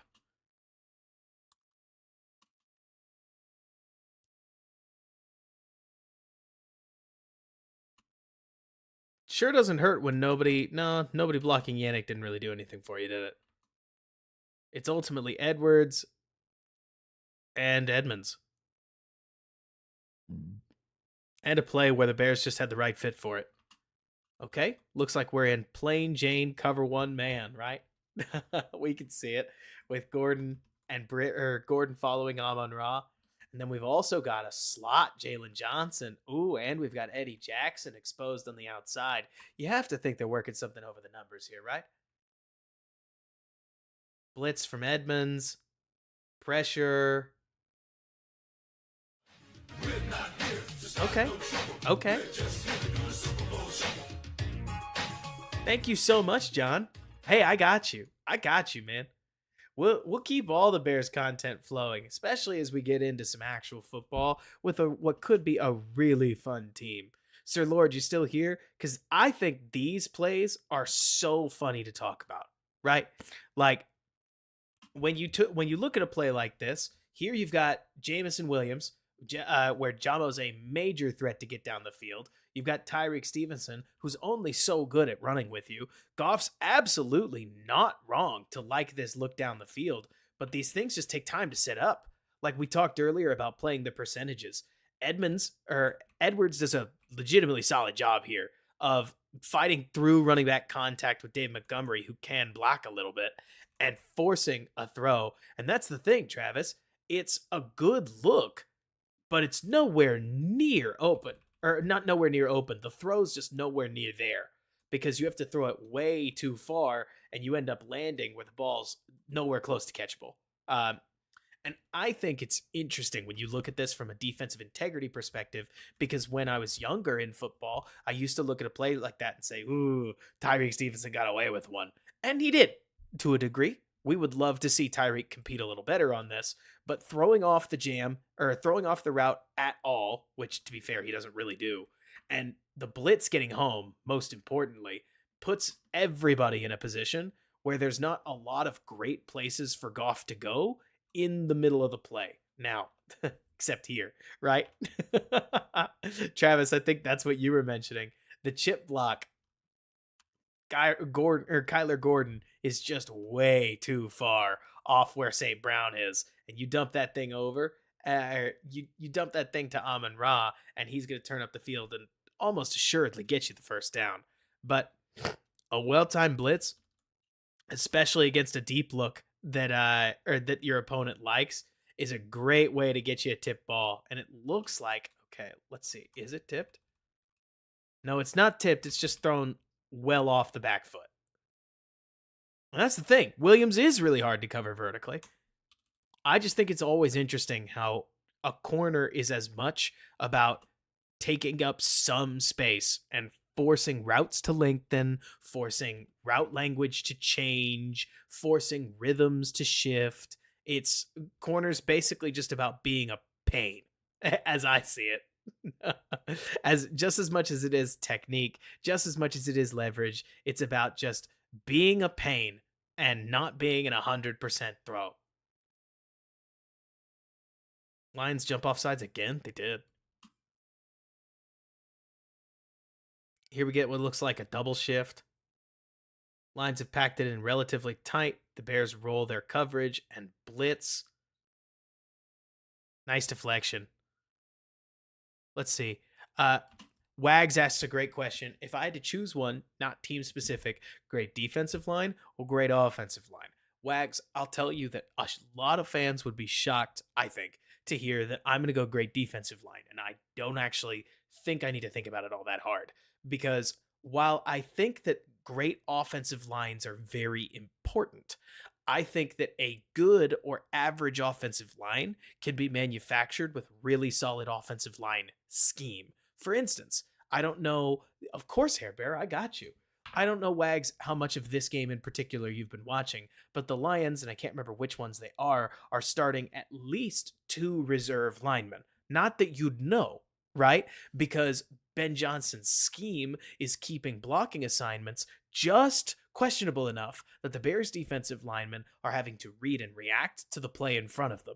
Whereas on defensive line, when you have talent, you can run almost anything, and most of it'll work. And most of it'll work a lot better than you would anticipate it would. Because if you've got guys that can 2-gap and rush the passer, I mean, think back to 2018. Why did it work? Because Akeem Hicks was Andrew Billings meets Aaron Donald. I know that sounds ridiculous, but go back and watch some of those games.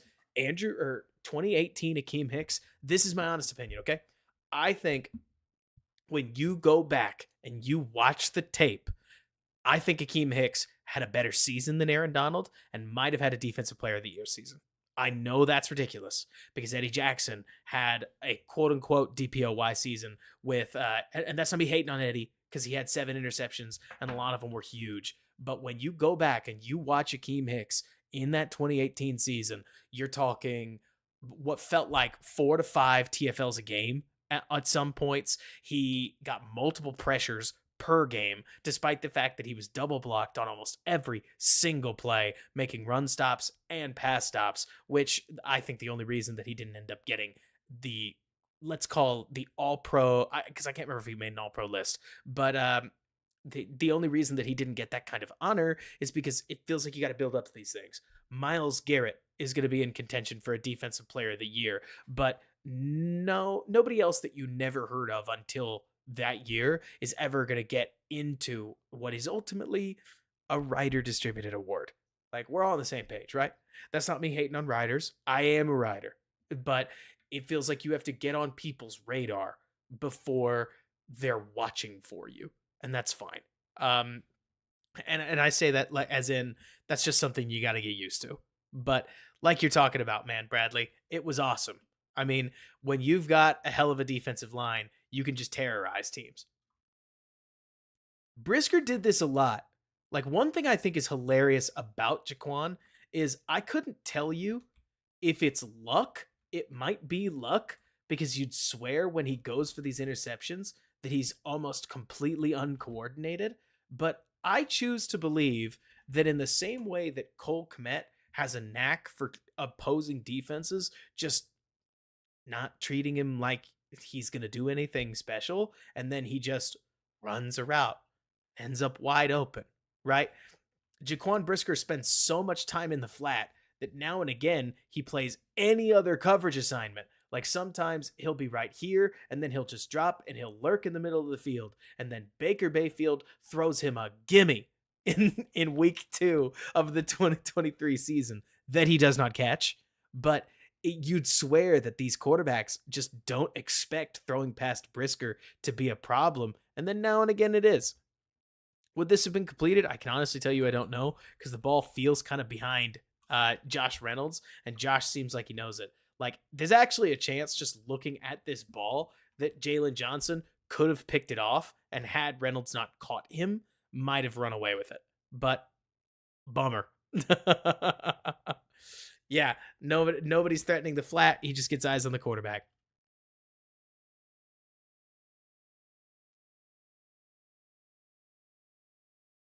What's Dexter doing? Man. Okay. I am not hating. This is just something to watch as we get into training camp. Everybody paying attention? Look at Dexter on this play, and you can see his problems with hand placement. Like, Dexter almost literally doesn't know where to put his hands on a play like this. He's pushing as best he can, but yeah, when you don't get your hands plugged on a player, you're going to have trouble planting your feet and digging and getting some power. How you doing, Woo? What's going on? And so, yeah, this was his rookie season, Travis. And so all that boxing we saw, hopefully we see dividends from it relatively early, because at least on a play like this, he's trying to establish himself as a run defender. But some of that standing up straight comes from the fact that his placement is just all over the place, and his hands are sliding off the pads, etc., etc. It's something to keep an eye on, especially if he's going to get a starting role.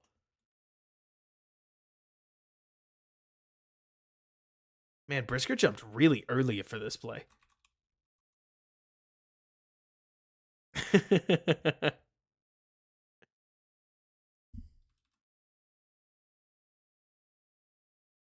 Second and 15. Love everybody coming out to support. You guys rule. Is Edwards coming? He is. And see, I think this is interesting, right? The Bears basically seem to be acknowledging that they got pieced up pretty good when they weren't blitzing. And I love the fact that Eberflus's adjustment was to push the throttle on the aggro. And so it's simple, right? I mean, we're talking about professional football players, but it does feel like Matt Eberflus has been a victim of being overly conservative and basically letting play come to him. And so it seems as if he entered the second half with the goal of, all right, let's just force him to make some plays. And the plays are there. Like this play, for instance, that Goff doesn't love pressure. But so you send an extra guy. Oh, yeah. Who else? On brand, on theme. Like you don't even really catch it from the wide angle. Did you guys? But like Billings gets across the gap, and if you're Goff, you have to think that at this moment your sensors are going haywire, right? Like all your pocket passer quarterback sensors are just, oh gosh, I got to get rid of the ball. I got to get rid of the ball. And so he does and throws it off his back foot, and an open Amon-Ra doesn't get the ball. I'm going to take a look at Dexter here just because every time he's in the game on a snap like this, I do want to know what he did. Yeah, you could feel the coordination, like the coordination trouble. Because on some plays, I'll tell you what, Travis, there are moments where Dexter has power and club. He's got power and juice and club in his lower body, etc. And it's all just a matter of putting it together. Because there are some snaps that he even had as an edge rusher where he can just blow straight through a tackle without too much trouble. It's just like you're saying on some of these where it's connecting it all into a fluid motion that takes a little bit of time. But yeah, man, I mean, I know it's I know I can make too big a deal out of it, but Billings's footwork is way too good for a 340-pound guy, and it really pops off the tape when I watch it. I mean, I know he's a bear, and anytime anybody's a bear, I generally I like them more than I like other corollaries. So when I say I have about as much fun watching Billings as I do watching Dexter Lawrence, take it with a grain of salt that one of them's not on my team and therefore he's a superstar, and one of them is on my team and therefore I have a lower standard. That's just the honest truth. But watching Billings is so much fun. Speaking of examples of Dexter putting a little bit together, here's a nice one. I mean, it's against the backup guard that Don Burr mentioned. But here, let's go to the behind look first. There's a fluidity with when Dexter does it well. He just steps straight through the man. I mean, he didn't slow down at all. This to me is what you're hoping to see more of this season. Like, in my opinion, if you're looking for Dexter to take a step forward, it's moments like this where you see the power, you see the explosion, you can see a path to him being a real problem, especially in a single block scenario where it's a nice job crossing his face. But moreover, I love the conversion right here. I've seen a lot of defensive tackles that get to the point where they're crossing the face of the man, but they can't keep their speed as they plant that foot and curl towards the quarterback. The way that Dexter at that point is able to then convert into a lean onto 74 and get 74 stumbling backwards, that's nice. It's a quick win, and it's going to force the ball out fast, which then the Bears rally tackle, and please tell me they stopped him. I didn't count the yardage. They did. Bears tied the game. So the big question, Wags, is twofold, right? Arothic and Wags. The big question is twofold. Dexter as a pass rusher. So as a pass rusher, PR. We need, I would tell you, 1.5 steps. As a run defender, we probably need closer to 3. Now this is my opinion. I'm not trying to tell you he's really awful or something like that. It's more that the style of football that he played as a rookie was it precluded him to rushing the passer well, because he basically just focused on being as explosive and penetration oriented as possible. And for the most part, that meant that if it was a pass, that's what he was practicing. Does this track? So the run defense part means adding in, making a read, and then converting to a pass rush after the fact, which is a very snap decision. It's hard to do, right? So Bradley, I heard a friend of mine say something that I thought was a perfect way to put this, where he said, how many athletic, strong defensive linemen are bad at defending the run? And the answer is, it's not as many as you think. Over time, you would expect that he should get better as a run defender. The question is whether he can get better as a run defender while keeping the pass rush potential, because sometimes, as we saw with Bilal Nichols, you sacrifice one to get a little bit more of the other. So we'll see, and we'll all feel this out together. I think that Dexter came in pretty raw, so hopefully if his hand placement gets better, he could take a solid step forward. Honestly, if he remained a lacking run defender as a 3 technique, but you got more of these reps right here, you live with it, right? We just can't get bodied in the run game the way that we got bodied in plenty of snaps during the 2023 run game on a down-to-down basis. We don't have Justin Jones to shield us from problems. And at that point, I can tell you right now, to me, what's so funny, Arothic, that you mentioned. So Arothic mentioned something that I think is worth talking about here, where Arothic mentions, my worry is Dexter becomes a Yannick Ngakoue. Well, if he does, that's fine. Like, I think Arothic, one thing that is partially problematic is that sometimes we'll take a look at pick number 53 and we'll say, my worry is that he's not going to be Chris Jones. Yeah, there's like one Chris Jones. Normally, to get a Chris Jones, you need to take him top 10, let alone the fact that the Chiefs managed to get him just outside or just before they got to the 50th pick. Like, I think he was what, pick 44 or something like that. That's very, very rare. If Dexter isn't Chris Jones, that would be normal. That would be very normal. The problem is the Bears are so thin on the defensive line outside of Dexter that we have to outsize our expectations for Dexter. Arathic, another way I would put this is we are doing to Gervon Dexter the same thing that 2 years ago, we did to Velus Jones, right? Where we're saying, well, if he's not good, this unit could suck. So he's going to be good. Instead of saying, ooh, so we may need another piece. Ooh, so we may need a signing. Ooh, so you get what I'm saying? Right? And so I don't want us to put too much on Dexter because at least right now, I'm not looking at him thinking, this guy's got to start. And to me, maybe that means he takes a step. It's definitely possible. They did invest a second round pick in him. So it's not like there's no capital invested. And a lot of guys like to play the guys that they invested capital in. I get it. That's the game, right? But the depth behind Dexter could definitely use a boost, if not outright the rest of like the line too. So we'll see, truly. I think if Dexter ends up being a fun 3-tech designated pass rusher, that there's a lot you could do with him, especially if you used him as kind of like a designated edge and 3-tech specialist per se, that comes in on key passing downs and just rushes guys down with juice. Like think, remind me his name. It was Marion Barber. Think like Marion Barber back in the day for the Cowboys and even the Bears a little bit. But thank you so much, James. You rule.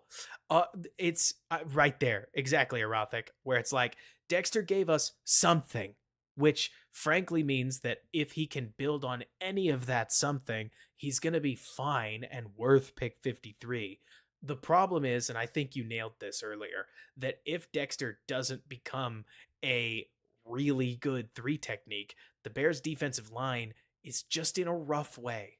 And and that to me means that they could use some more help. To a lot of other people, it just means that they're going to pin all of their hopes and dreams on Dexter. And I don't know, maybe I've just been disappointed too many times to let that happen. Here's Pickens coming off a block decently. You know, it's funny, we talked about how Pickens never shows up. Here, uses a little bit of length and speed, gets around. Nice juice play. Is that TFL? No, but it's close to it. Probably give you a stop. That's the thing, Wags. I want to cite what Wags is saying because I think it's so important. There are a lot of people that mention, or there are a lot of people in the world of the Bears where we forget that depth is something that you really need if you want to be a very, very good team. But no, it's not that one, Erothic. That's the other one. But so if Dexter, Wags, was your third best defensive tackle and he had a lot of pass rush juice, you can work with that. That can end up being a very good defensive line, and Dexter can be an important part of it. The part where we take Dexter from who he is to where we want him to be, a lot of people, I think, can jump the shark really easily, and it's very natural. I get it. But your mind goes, well, I want him to start because we spent a second round pick on him, and starters should look like this, so I guess he needs to look like that, instead of saying, sometimes you spend a first round pick on George Karlaftis, and George Karlaftis is good, but he's not great. And you say, I'm glad he's good at all, because FAU, who the Chiefs also drafted in the first round, hasn't shown to be much so far. And that happens too. You take players in the 28 to 30 region, sometimes they're just all right. And Dexter got taken 20 picks after that. 10 picks earlier, and they get Keanu Benton. He's beast. They didn't. So hopefully they get something with some value. But I'm speaking way too abstract and getting too highfalutin with it, and we all know that. The point is, value, I think, is complicated. especially when you're talking about, what was it, the team's third to overall pick in what ended up being a three. No, there was a second pick, wasn't he? Of what became a 3-pick first 2 rounds. Man, look at Edwards feeling this. Here they run power again. Edwards just feels it and finds his way through. 96 is Zach Pickens, Bradley.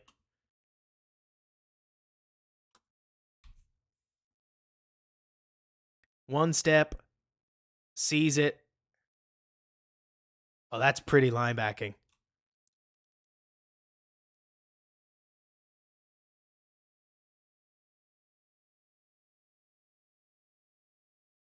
Honestly, Sweat does a pretty good job of also making a play here. Nothing too crazy, but Gibbs can't get on the out, or Gibbs can't get to the outside because Sweat establishes himself.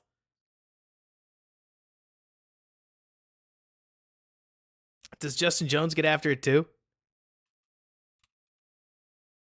Yeah, Jones gets a turn. Oh man, Sir Lord. Look, Sir Lord, I'm just gonna be real. And I know you're thinking it too. There are some guys that want to, and some guys that don't. And Edmonds just doesn't want to get off these blocks. Like, he really struggles. I got you, Wags. But he has no. I don't think he just has sometimes, you know, we all get it. Because I don't ever want to take a professional football player that takes and creates contact for a living and suggest anything and that my 5'5" self doesn't have to do. We get it. Oh, this is beautiful. No, truly, Travis. You know what? I could use some numbers for a couple of drives. Here's a great play from 49.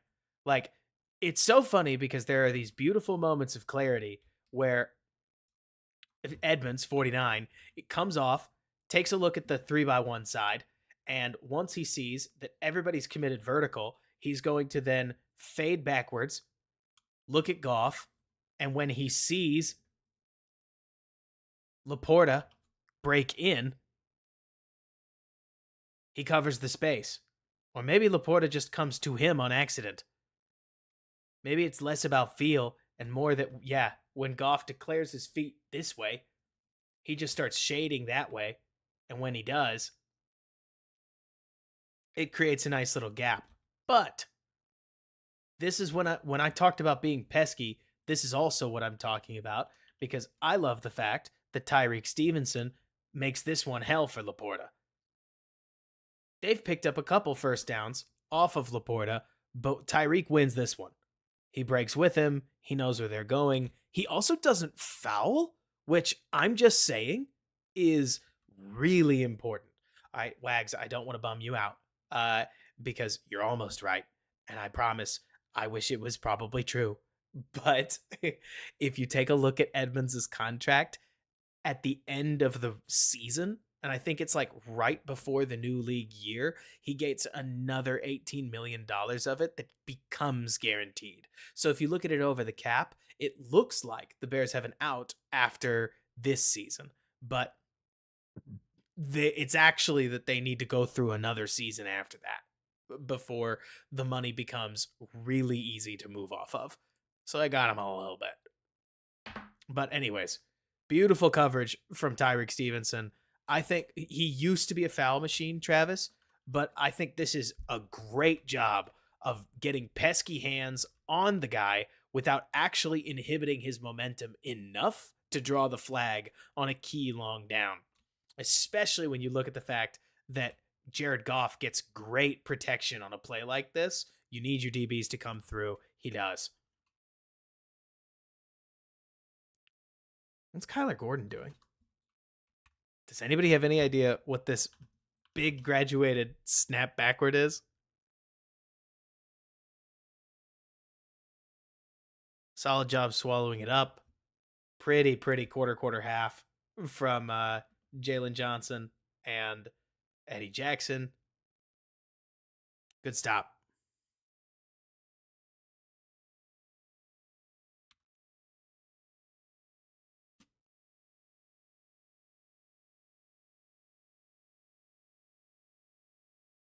I got you, Brzeski.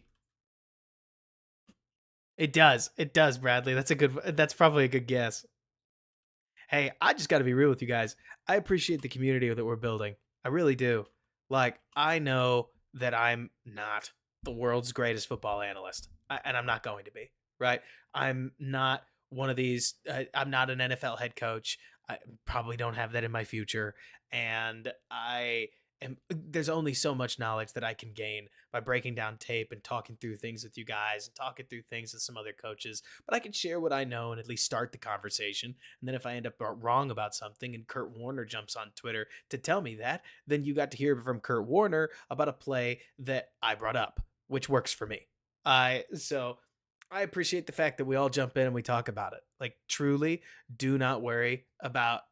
I understand that there are going to be things that I know I'm going to get wrong. I'm sure there are going to be things that you guys are going to catch me on. I know there are names that you guys correct me on, like Devontae Foreman, which just wasn't that long ago.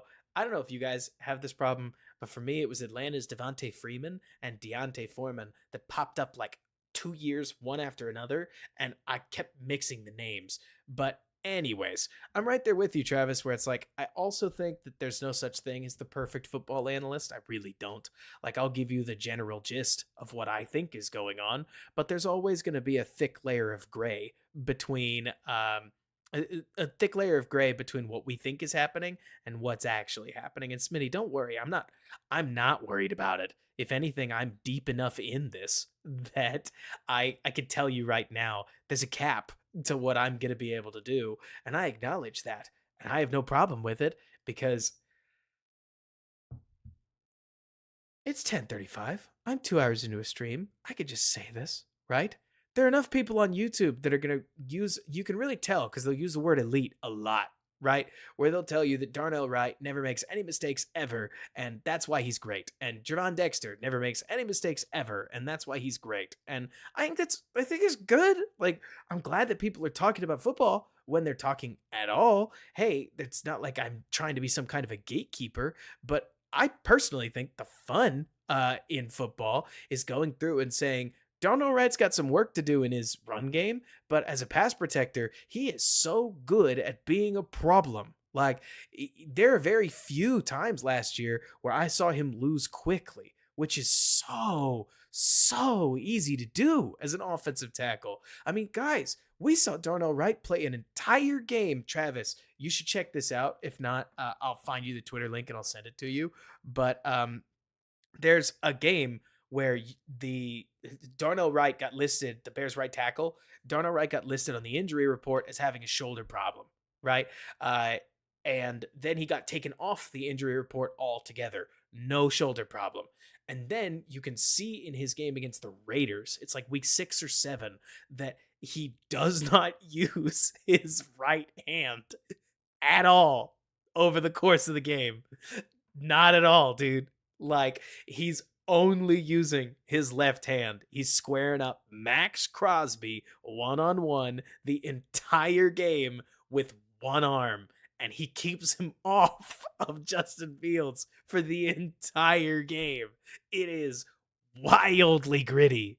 Like, I don't want to get too football head, but there's some of this stuff that you just can't fake. And I mean, it reminds me of playoff hockey, right? Where there are going to be guys who are going to put that cortisol in their ankle because with it broken, but they're still lacing that skate up and they're still working as hard as they can, shift to shift to shift, because there's a playoff game on the line. And then there are other players where they would never do that. And when you find the ones with that natural grit, you found one. To me, it's not as if it is truly that simple, but that is one of those things that you just can't make a guy want it that bad if he doesn't already want it that bad. And I think it's sweet that the Bears have a tackle with that kind of grit. And Arathic, yeah, Nick and I had a couple of scheduling moments that just didn't work out. And then I got gassed out on a couple of things that were going on with me. We can talk more about it another time, but this isn't talk about Robert Day. The point being that I'm expecting, especially as we get back under training camp, that a lot of this stuff will get, that I should be able to get things going right back out. Man, check this tackle out. Yes, baby. Yes. If there's one problem, and it's not really a problem, right? But if there's one thing that Ben Johnson's run game will get you in many cases, it's that it's going to create one-on-ones. But if you don't win that one-on-one, then you end up with first and I guess it's still like first or second and four, right? But which isn't bad.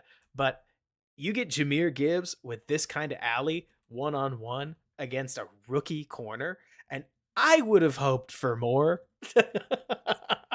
If I'm a Lions fan, I would have liked a bigger game than this. Beautiful open field tackle.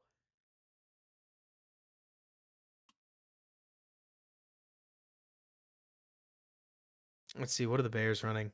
I feel like I need to talk more about plays, but sometimes we get deep into these games and like look at this. I love the track that this is on. Cuz how you doing, Case? This is beautiful because from this point everything about this reads that it's one of these inverse pitch like wind-back runs where you've got a sifter, then you've got the fullback, and then you've got and then after that you have Gibbs that just cuts behind and rips. Like it's a sweet run design, especially because then as everybody starts flowing to try to trap the sifter, you end up with this huge cluster of bodies and a massive amount of open space. But big time play by the rookie tracking where the ball's going and pulling him down. Good stuff. If you would like, Erothic, it looks to me So it looks to me like the moment that you see this, it's always tough to read what the coverage is in a play like this because the moment that Brisker sees the ball leave Goff's hands, like right here, you're going to see everybody trigger down because it's a run. They're not throwing out of this. Now, maybe that opens the door for pitching the ball backwards, Gibbs running out this way, and then tossing it down the field. But that's not happening on this play. So it looks like it's cover three outside of that, is what I'm getting at. But it's always funky watching that because what's ultimately happening is that everybody's charging down to try to fit the run, which they're pretty overloaded for. Unusually, I think it's unusual because there's a two receiver bunch over here, but they must have something in their look where they're trying to stop the run over there. Couldn't tell you why.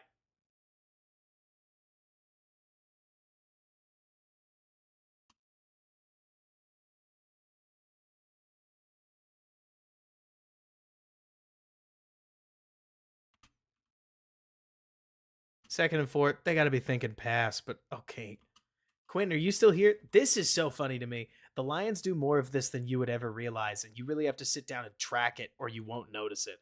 Have you seen that, or have you noticed what's going on here? They got 6 offensive linemen in the play, and Penei Sewell is about to go in motion and kick from right tackle to left tackle, and then they're gonna pinch an extra, or they're gonna pinch what was their or their left tackle in right here, and now the Bears are overloaded even in base. Like, look at this. I mean, you've got the will linebacker uh probably 1 foot over the like side of the ball.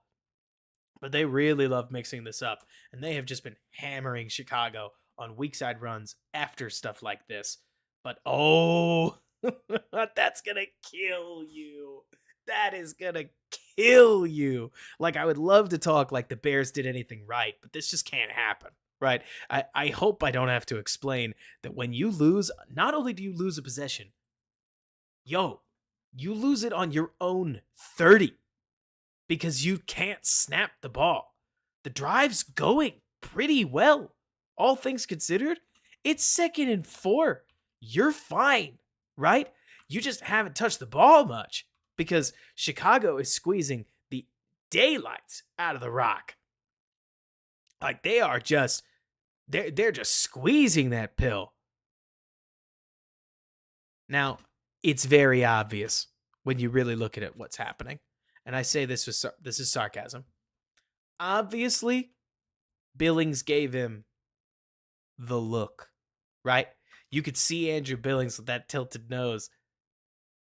You see him get set right here. Maybe he said something to him. Maybe he just looked deep into his soul and freaked him out.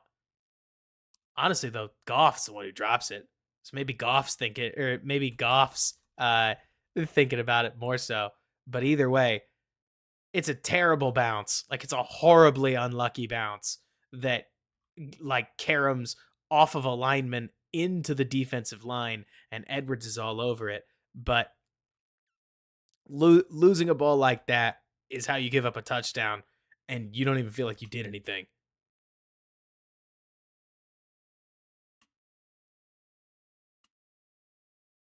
That's the old everything going wrong. And let's see. Holy smokes. How did this happen? I cannot remember how this happened. I'm going to have to look this up because I don't remember. Hey, hang on, hang on. Okay, it was 13 to 19. It was 13 to 19. Makes more sense. So the Bears had scored. They went for two. It looks like they did not get it. Then you drop this ball right here. Now it's 13 to 25, and there's a coach in the locker room it'd be in the press box, right, Travis? Like, right, everybody? There's a coach in the press box that's either losing his mind or is dead silent and isn't saying a word and probably should be saying a word. But like that's where the pin could drop and somebody's just mad.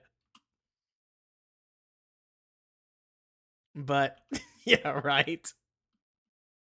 Giving people horrible looks.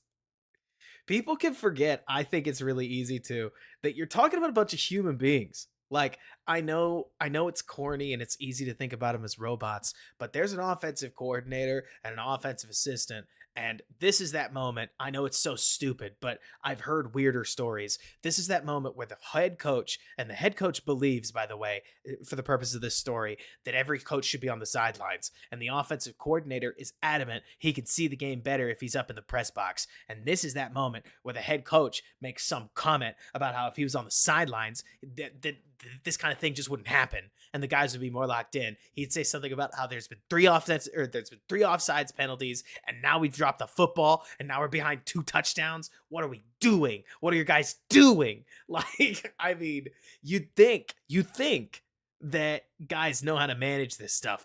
Not everybody does, and I'm sure plenty of that bleeds through in the NFL. Like, even then, where sometimes you're going to end up with great culture. Campbell might not be the kind of guy who lets that happen near as often as I know it happens in the high school and college level. But oh man, some of those headsets, which has the head coach, the offensive coordinator, the defensive coordinator, and maybe one more other coach on it, like some of those can get toxic in a hurry if the wrong game goes wrong.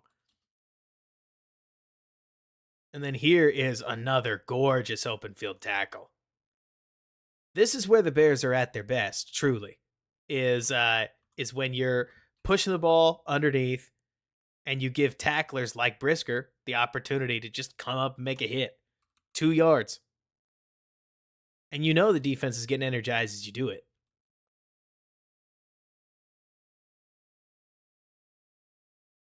It's great tackling for him. I mean, he really hits like he's a linebacker. He's not even like, I think it's just so funny. He's not even that big a dude. Like, there are plenty of moments where you watch on college film and you'll see a Josh Proctor type at Ohio State. If you really dug deep, you know who I'm talking about, who's just a massive person. And you go, that guy's huge. Yeah, Brisker is number 9. But he's a tank.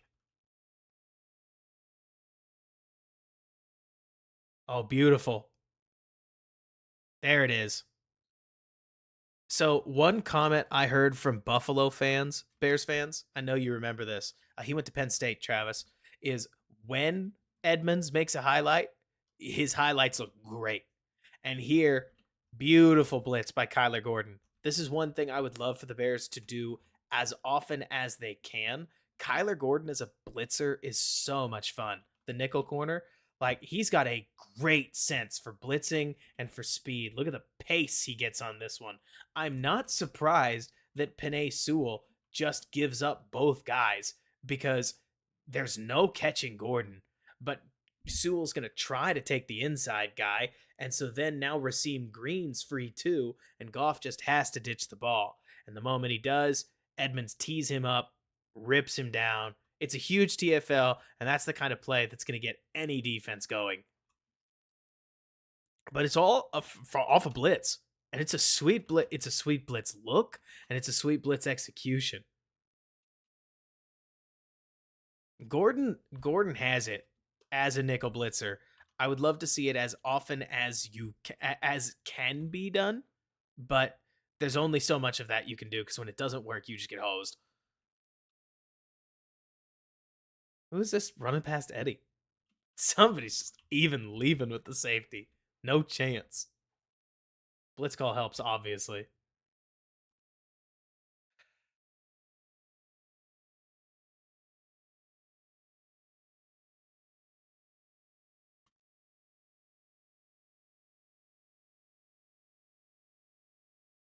I'm determined to get through this game, or at least get to the part where I think it gets out of hand. Which one, Bradley?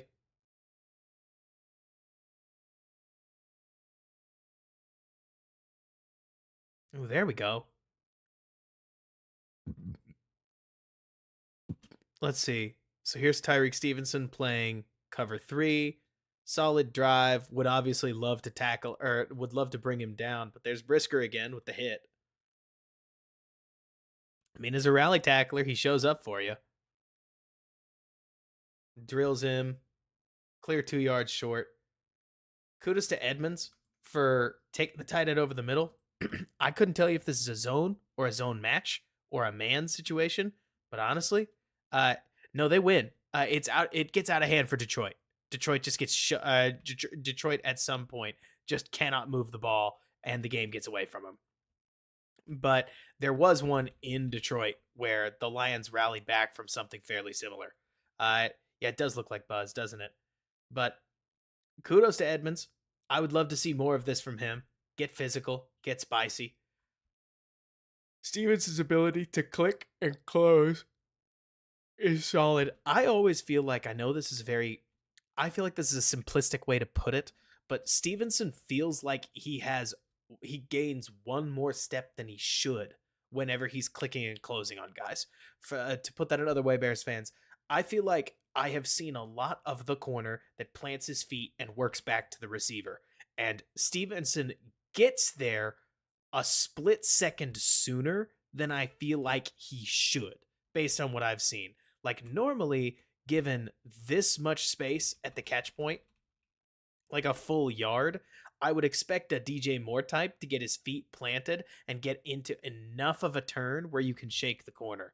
Except in this case, Stevenson gets to him fast enough where I can complain that he got shook at all because he caught up to him, which that ability to recover is really important because his hips are only okay. And that's fine. I mean, you live with what you live with. And I think the money really is in the second round corners. Ooh, Reynolds got a much better turn than I thought he did. And Stevenson did well to get a piece. Create the 4th down. I wonder if the Lions go for it. This is another thing I do think is funny, and this spells... Okay, so Bears fans, if there is one thing, and James, you kind of mentioned this, but it's worth mentioning here. The more that I will watch the Bears D-line, the more I will point out that on a team with like the Lions, with Penei Sewell, in most cases, how you doing? We're doing well. If 98 can't generate consistent pressure, you are left with everybody else, and everybody else is so just okay. Like, that's one area, that defensive line, where it's great that they have Montez Sweat. We love that, but not everybody's going to be the 2023 Cleveland Browns, where they're starting a right tackle that's awful. You need some defensive interior guys, or you're eventually just going to lose when Montez Sweat doesn't get home. Yeah, right? Rob Hours. Jeez, Wags. That one's brutal. Ooh, look at this. Man, okay, so here's a question I got for my defensive guys. Like, Brandon, I see you in the chat. What creates these, right? The term that comes to my mind is cascade failure, right? What creates these moments on a 4th and 1, right? So it's 4th and 1, and the D line just wins every single matchup. Like, is this just a collective snap jump? Is this just a defense that's feeling it?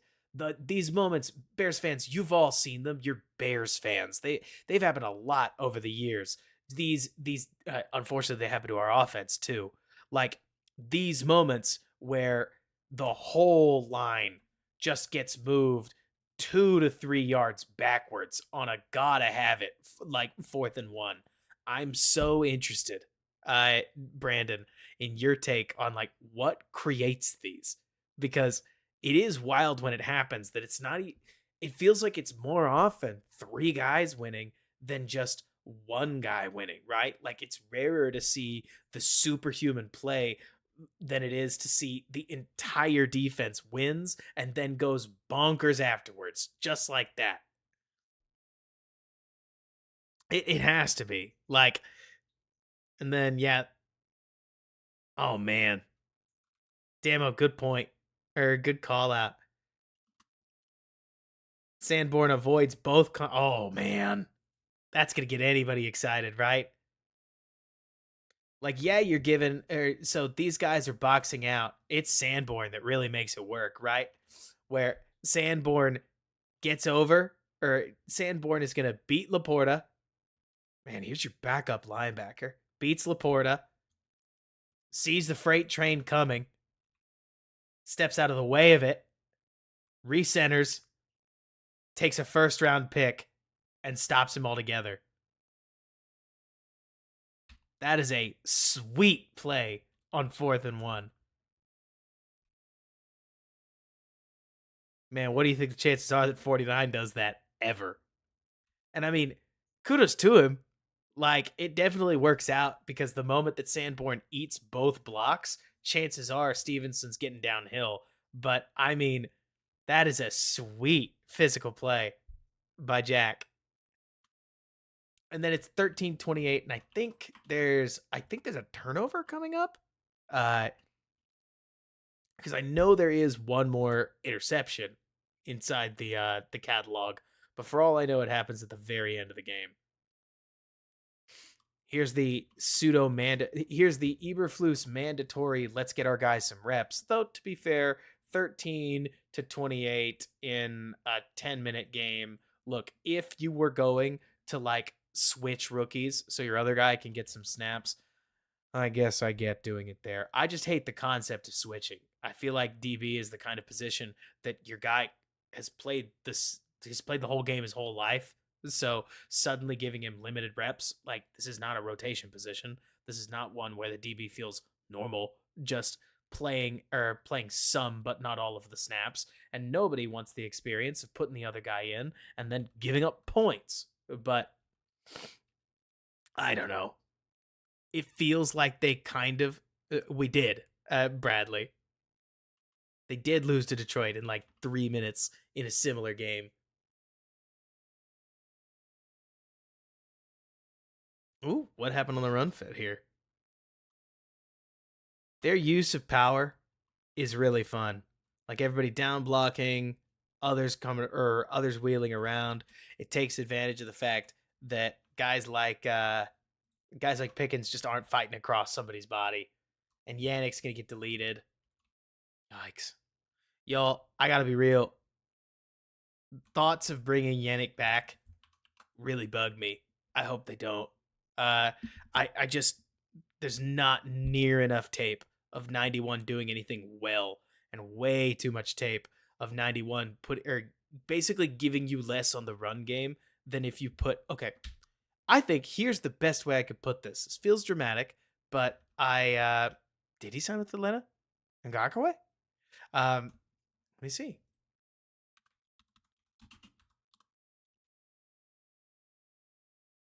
He is a free agent. But so this feels sometimes I feel like it's easy to take a statement like this and make it really flagrantly, but every once in a while you would swear that you could put Jaquan Brisker on the line, number 9, Travis, and that he might do a better job in the run fit than Yannick would, even up against offensive linemen. It's probably not fair because there's like a 35-pound difference, but gosh, it feels that way. No worries, Bradley. I got you.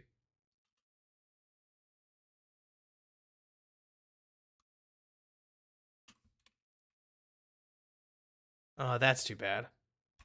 See, here's the problem: is the $72 million linebacker had a rookie tight end coming to block him, so it's just not possible for him to make a play. You understand? Nobody would have been able to. It was 2nd and 5.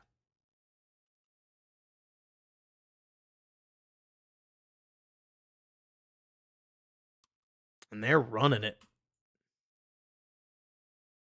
I'm actually a little surprised that Detroit has so little faith in their passing game because I feel like down 2 scores plus a conversion, you this kind of commitment to the run game is it starts to feel bold after a little while. But who knows? Maybe somebody was hurt. I just don't remember them missing anybody in particular. Oop, shaking loose. He really is, eh?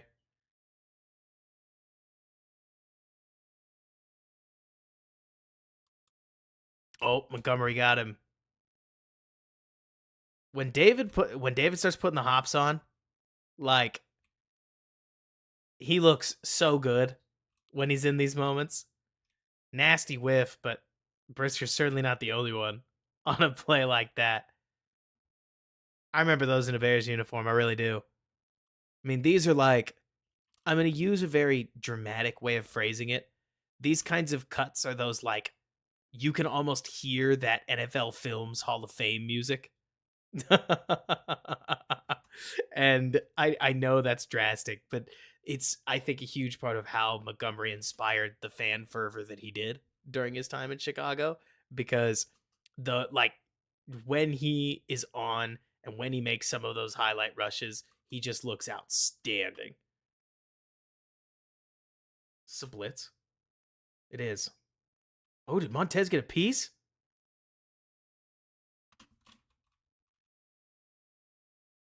Rejected. Those long arms off the end, man. It feels so funky. There's no way a defensive end's length could be this big a topic. Why does Robert keep talking about it? But it shows up constantly. When you leave Montez Sweat unblocked, he just sticks his arms out and affects the play. It's hilarious, but it's a given. Like, he's just huge and way faster than somebody that big and that long should be. And it affects plays. And I'm kind of with you, Arothic. Look, I am so interested to hear what the rest of the chat feels like about this. So I think Jared Goff, look, there's sort of like a cycle of hurt inside the NFC North right now, right? GB, Chicago, and Detroit, right? And the Bears absolutely cannot play Detroit. Like, Green Bay just owns, or the, sorry, I said this wrong. The Bears cannot play the Packers. I don't know what's wrong with us. I don't know what's going on, but we're talking a 10-game losing streak at the moment that is currently running. That is 5 consecutive years of losing. And of course, don't we all hope that changes this year? But there's a point where you just got to look in the mirror and you just got to say, we're getting owned, right? They have our number. The Bears are owning Goff. I don't know what the record is, but Goff and the Lions are not playing well against Chicago. Not only are we talking about how Trubisky and Matt Nagy absolutely thumped them, home and away, Travis, where it's 10 total games. The Bears have lost 10 straight. And then it's like they're 4-24, I think, in their last 28 games. But anyways, getting back to this. Right. Yeah, Bearski was awesome. But so they have demo. It's wild. But so the Bears, whether you're talking about the Trubisky years, whether you're talking about the Trubisky and Nagy years, or the fact that Justin Fields has generally had pretty solid success against Detroit, and the fact that Detroit's been pretty good and they coulda, shoulda, woulda lost 2 games against the Bears when the Bears only won 7 total games. The Bears have Detroit's number a little bit. I literally don't know where the Vikings fit into this because the Vikings, like Minnesota, mini just kind of connects with a frowny face, and they have for a hot minute. But then you would think that Detroit would then work back and own Green Bay, but they don't. At least I don't see it. Where I just don't see Detroit do well in their division over the last bunch of years. But so seriously, Bradley, it feels that way. The point being that what I wanted to get at here is I think Jared Goff, especially when he's not in Soldier Field, is a very big check mark quarterback. I'd even probably give him 2 check marks if you care about how many check marks I'm trying to give him. Like, I think Goff is a good quarterback. When you talk about guys throwing between the numbers, like when you talk about guys attacking this area of the field right here, I think Jared Goff is outstanding when it comes to precision, when it comes to his toughness, when it comes to his ball, or when it comes to his anticipation, when it comes to having the cojones to go for it and to stay calm in key situations. Yeah, of course, he's not very good under pressure. Sure, his pocket sense is just okay. He's not exactly the most mobile person ever, but he does so much well for you, especially when it comes to attacking this strike zone right here, that you definitely would put his market value in the $50 million range. The problem is kind of like, so Arathic, kind of like you're mentioning though, the problem that I see is that the moment you pay Jared Goff $50 million a year, like, okay, so Goff is 50. Here, I'll go to this to make my point. On the field right here, you have $30 million. Then you have $28 million. Then you have $50 million. And congratulations, you have just funded an offense. Like the whole offense. I mean, here, let me take a look at this. Over the cap, positional spending.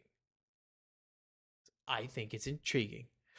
When we look at offenses, 1, 2, 3, 4, 5, 6. This is going to make sense. 9, 10. 1, 2, 3, 4, 5, 6, 7, 8, 9, 10, 11, 12, 13, 14, 15, 16, 17, 18, 19, 20, 21. Let me see, what was the number?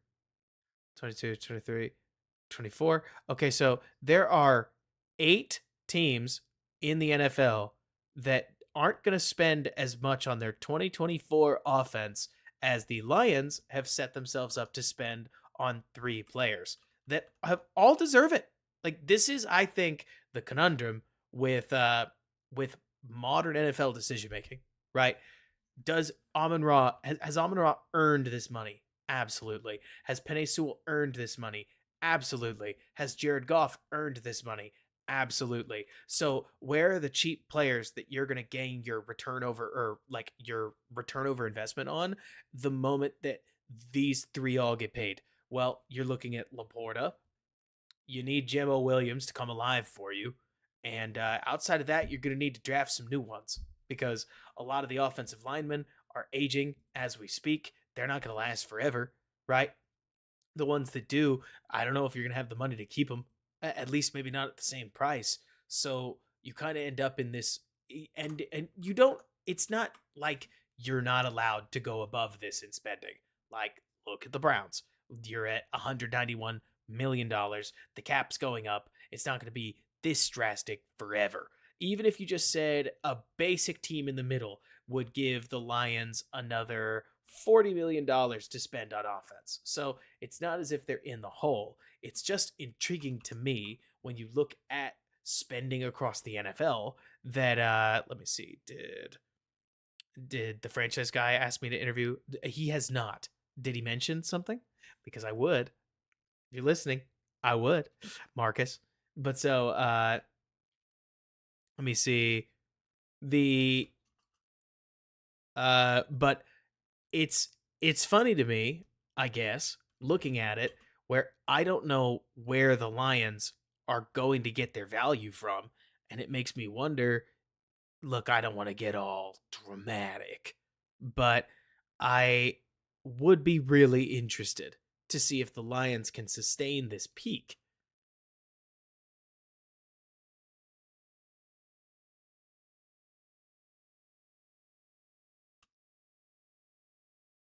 Come on now.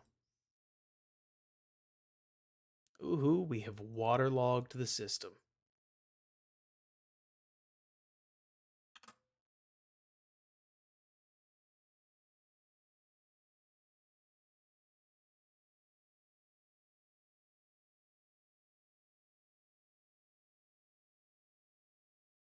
There we go.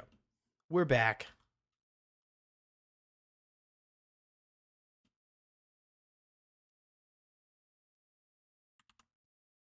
Here, let me close that extra positional spending tab.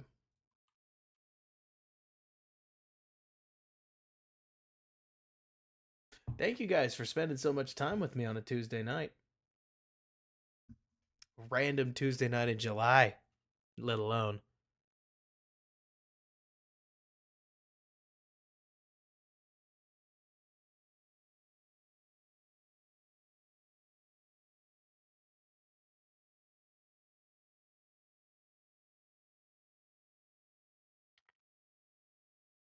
So let's see. This is basically the closeout as we start talking about it. Oh yeah, I got you, Rothick. No, don't you worry.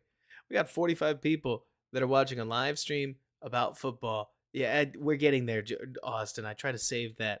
I can't give you too many freebies on thanks for bearing with me. Then it'd lose its luster. And see, it's funny, I think, because you start to run the same routes enough. Like, oh, my processor is not having a good time. Is it? No, it isn't. Okay, so we're going to close some programs.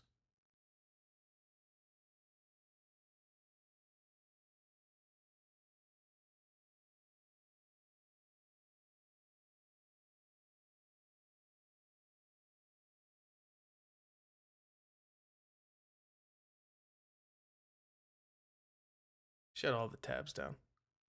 We don't need them.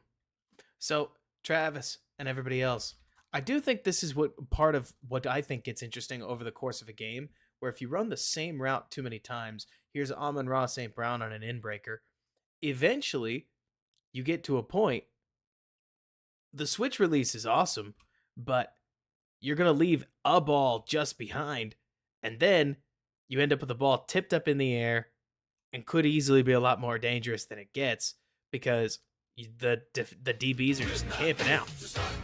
Oh, we've got the shuffle. A Rothic, you're the jam.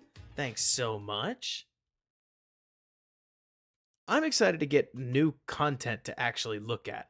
Like, I love breaking down old tape and we'll make it work, but we get to the point here shortly. I mean, the Bears are going to play in the Hall of Fame game. If you think I'm not about to stare down and rewatch and watch and rewatch every single Tyson Bagent rep from that game, you're out of your dadgum mind. Maybe it'll be Nathan Peterman. I don't care. I hope I get to soak in all of the Velus Jones. All that Velus Jones, baby. Give me something.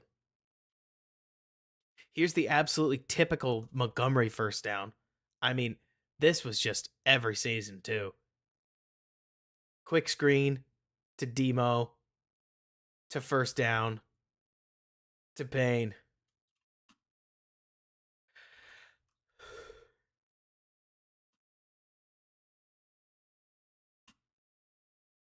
None, Travis. Oh, who is this? Is this Edmonds who just gets? Yep, he just gets checked.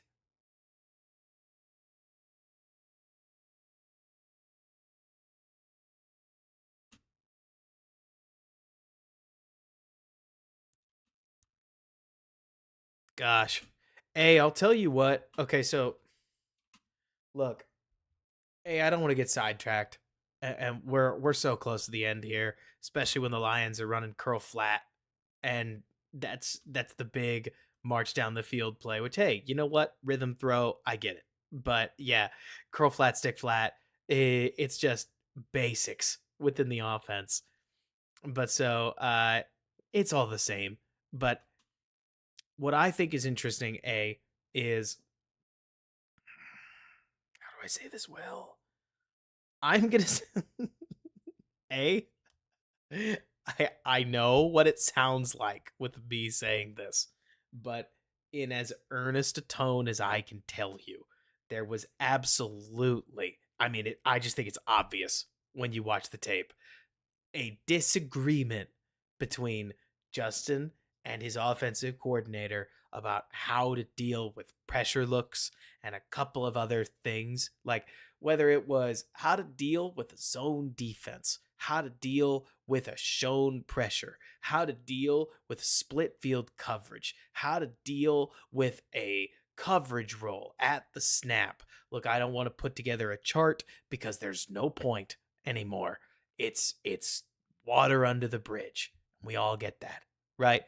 But Getsy calling a billion screens, you'll notice, is also overlapping with all the games where the Bears faced a blitz heavy team, which is not me trying to tell you that it was the right idea. Two wrongs don't make a right. But I saw pretty clear overlap between a quarterback. I mean, my favorite play to go back to, and we're not going back to it. I'm gonna get called a hater again, and that tissue scarred. It did not fully heal. Just warning everybody.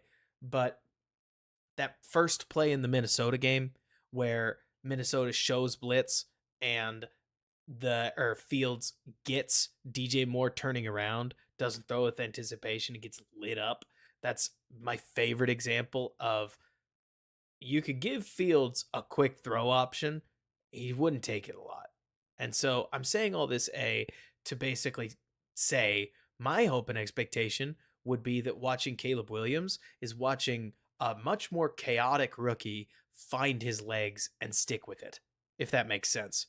I'm not expecting Caleb to hit the league and immediately be consistent. And consistency is the difference between being Patrick Mahomes and being consistency is the difference between being Patrick Mahomes and being Zach Wilson, right?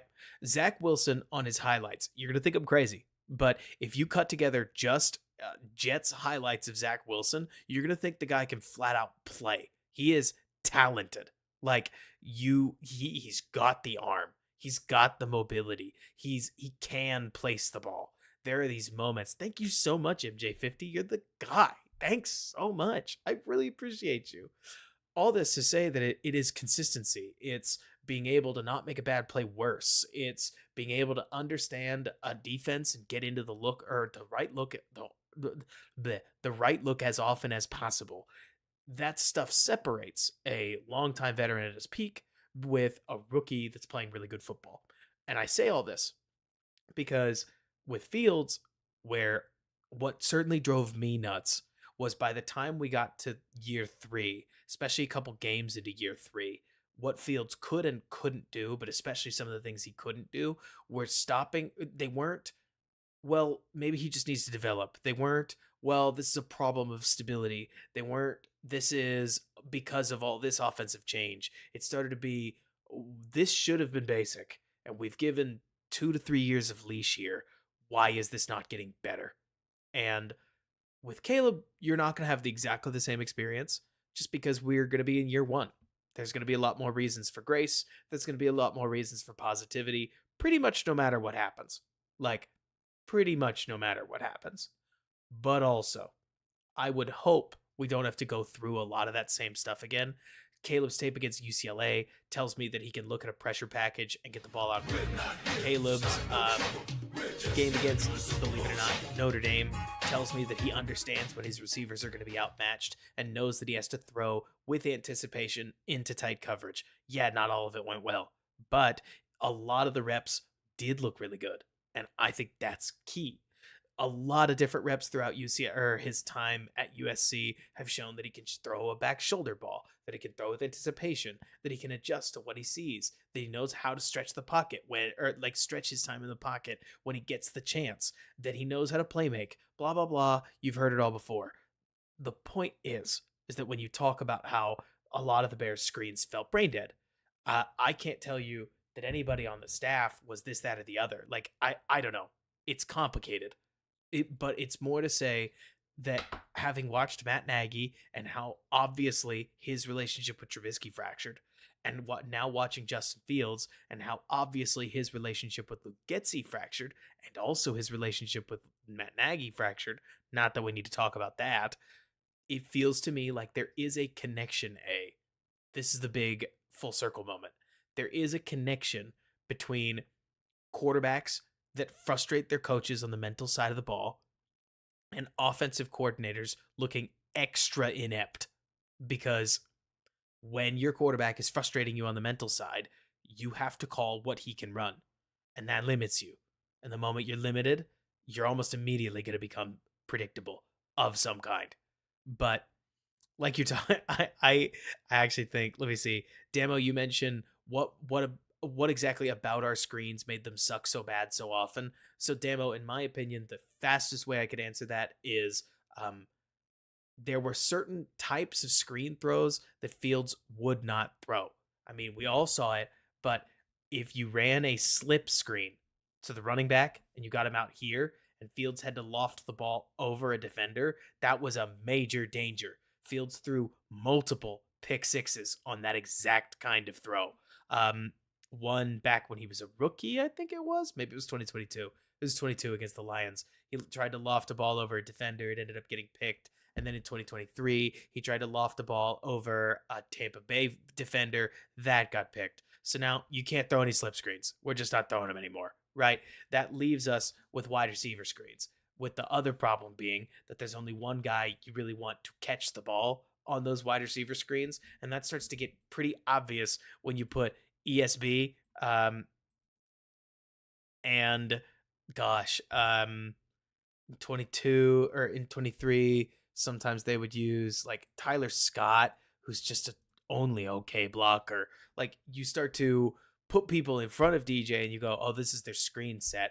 So they became predictable because rather than bake them in, you weren't like, you had the bunch set that you practiced running the screen out of, but you weren't running the drag basic go combo. Like, yeah, don't forget what oh my gosh, Trent Taylor. He really was. He was all the time. But so let me see. And so it's funny to me where then the moment that this play isn't in the playbook anymore, now your formation is just a screen formation. And this is how you installed it. It was in your playbook at this point. It looks this way, but then you threw out the plays that you played off of it with, and you're left with, it's a screen setup, and this is just how we do our screens. And then I don't know, things get really ugly because then you throw in Tyson Bagent, who's a rookie. He's looking at a different type of limited playbook because you still can't run the whole playbook with a rookie, no matter what Chris Collinsworth says. And then the screen game gets off the ground a little bit. Tyson Bagent, if you can believe it, had one of the highest success rates in the NFL last year at quarterback. A top 12 success rate when you include enough minimum snaps to where Bagent qualifies. Bagent's problem was that he couldn't generate an explosive to save his life. I mean, we all saw it, and I get it. If Bagent didn't grind his way down the field, it didn't happen. Like, they didn't score. And when Bagent tried to push the envelope, it almost always became a turnover problem. But like you're talking about, Travis, because that's the other thing. Arothic. I'll tell you, Arothic, one thing that I had to learn the hard way. People ask me, yeah, but Robert, you were high on Fields. What makes you being high on Caleb mean anything if you were high on Fields? I will look into the camera and tell you. Justin Fields was an unbelievable athlete. Justin Fields had every stat in college football, and I'm talking the like modern metric stats that were pointing in his favor, calling him one of the most accurate quarterbacks in football. Justin had a lot working in his favor at Ohio State. I actually saw on his Ohio State tape that he was not a great short thrower and just disregarded it because what I told myself as I watched through his Ohio State tape is I said to myself, well, he's good at all the hard stuff. He's pretty bad at all the easy stuff, but it's easy. So he should get better at it. But I came to find out, Arothic, it's not that it's easy, it's that it's common. It's that all of the other coaches that are evaluating quarterbacks prioritize all of the stuff we think is basic. So when we look at Justin Fields and what he did well, we see the quarterback that's doing all the things that the good quarterbacks do. He's chucking the ball deep. He's doing it relatively accurately. He's making plays with his feet. Like there's a bunch of things that you look at and you go, I see that in highlight packages from good quarterbacks. But what you didn't see, and this is okay, I mean, I learned it too, is that the other quarterbacks also had the quick release and some of the pre-snap diagnosis and the ability to adjust to the situation and wherewithal to understand where pressure was coming from and the ability to adjust the pressure packages at the offensive line. Bajan adjusted the offensive line and made more calls relating to protection than I ever saw Justin make. Does that mean that Justin was bad at it? I don't know. I'm not in the huddle. Does that mean Bajan was good at it? I don't know. I'm not in the huddle. I can just tell you that on tape, you saw Bajan do it. You didn't see Fields do it. And Tyson had I think Tyson had a 3.8% sack rate, and Justin had closer to a 12.7% sack rate. And that's just on dropbacks. Like, I'm not telling you one's better than the other. I'm telling you one is more NFL normal. And normal isn't always better or worse. People are always pushing back on what normal even means. But this is just Bagent versus Fields was, in my opinion, an incredibly interesting case study in what does the NFL want and why do they want it, right? Like when the Bears won games in 2023, it was generally because Fields carried the offense because that was the only option. If Fields didn't carry the offense didn't work. There wasn't really a way for the offense to work in spite of Justin Fields. There wasn't really a way for the offense to work in spite of the quarterback playing well in a lot of cases because the only throw he'd throw, or like the only throws he'd attempt, were the ones that were wide open, and he didn't hit the check down enough to make the offense go even when he didn't like the look downfield. We've all seen this. I'm not trying to dunk. It's just a different viewing experience for any Bears fan than what you should expect more so from Caleb Williams. And with Tyson Bagent, like, you got a lot more Raiders games, and you got that Carolina game, right? You almost got that Saints game. Games where Tyson was, at worst, just throwing the ball up and asking his guys to come down with it, or kicking the ball out wide and asking his guys to make a play. And they made a lot of plays. And they put the Bears in position to almost win in a lot of cases, right? Where with the Raiders, they just steamrolled them. With the Panthers, they just grounded out. With the Saints, they were one good throw away from being one good throw away from a tied game, and then who knows? And so that's I think what I'm really getting at. Bradley, if I can be honest with you, Bradley, it's because I do my research, I care about it, and it's because if I'm going to come to a podcast, a stream, or even a basic conversation on Twitter, and I don't know what I'm talking about, I feel like I'm violating the whole purpose of me doing anything in the first place. Does that make sense? Like, I can tell you honestly, I have to know this stuff. If I didn't know this stuff, I wouldn't think there was any point in sharing it. But I hope so too, Arothic. At least I'm thinking that that's the case. And like you're saying, Travis, it's really hard. Really hard. The mental aspect of playing quarterback is unbelievably hard. And you can take a look at a guy like Mac Jones, et cetera, et cetera. And I think Mac's my favorite example lately, where you could tell that the guy had it mentally. I really believe that. And then a couple bad seasons in the NFL broke him, and now he will have to fix it altogether. Like the mental weight of being a Patriot on a bad team broke Mac Jones, and it turned into some of the most cataclysmic interceptions I have ever seen in my football life, and that's not even an exaggeration. Some of those games that, like, we remember these from last year, right? Some of those throws that got Mac Jones benched were so unbearably abysmal. It what what you thought when you saw it is the same as I think what the coaches thought when they saw it, which is, dude, how'd you even do that? How did you do that?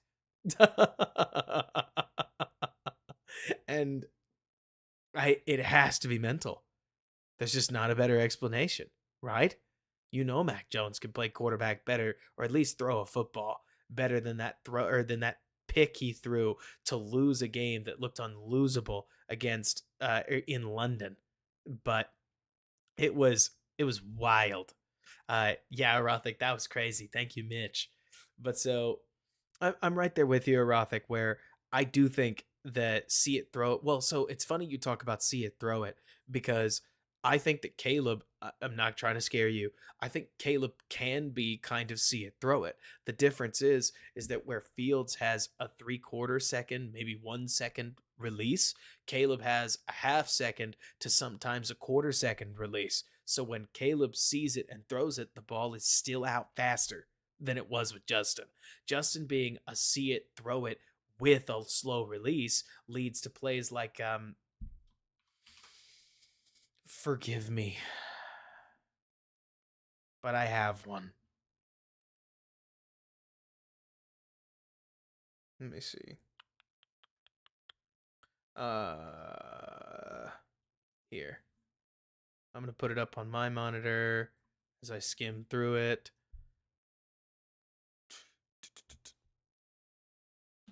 I know the play I'm looking for, so it's literally a matter of just finding it.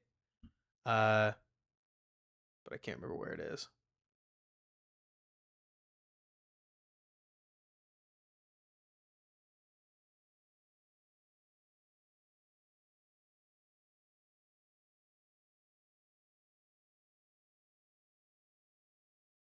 Talk amongst yourselves.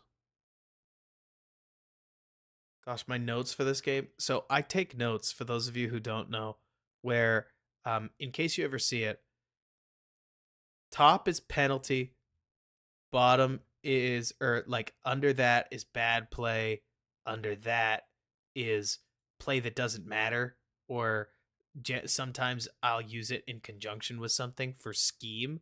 This is good play, and if you see something down here, it's my point of emphasis. So this play means good play with emphasis, and it is,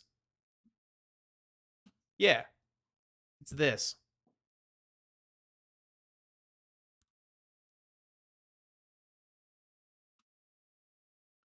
Like roll out, plant your feet, under pressure, flick release, plant the ball on Cole Kmet. Cole gets hurt, has absolutely nothing to do with Fields' throw, but that's pretty. That's nice. That's a good that's a good quick trigger. And we like that. Well, at least I think we should. But so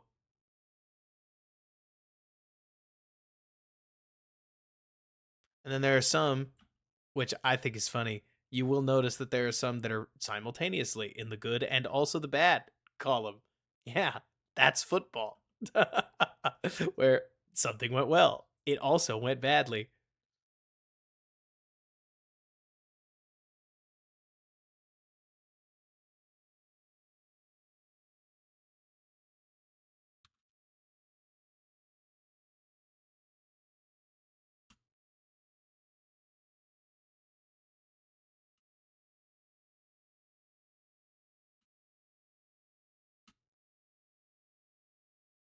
I can't believe it. There's two of them back to back.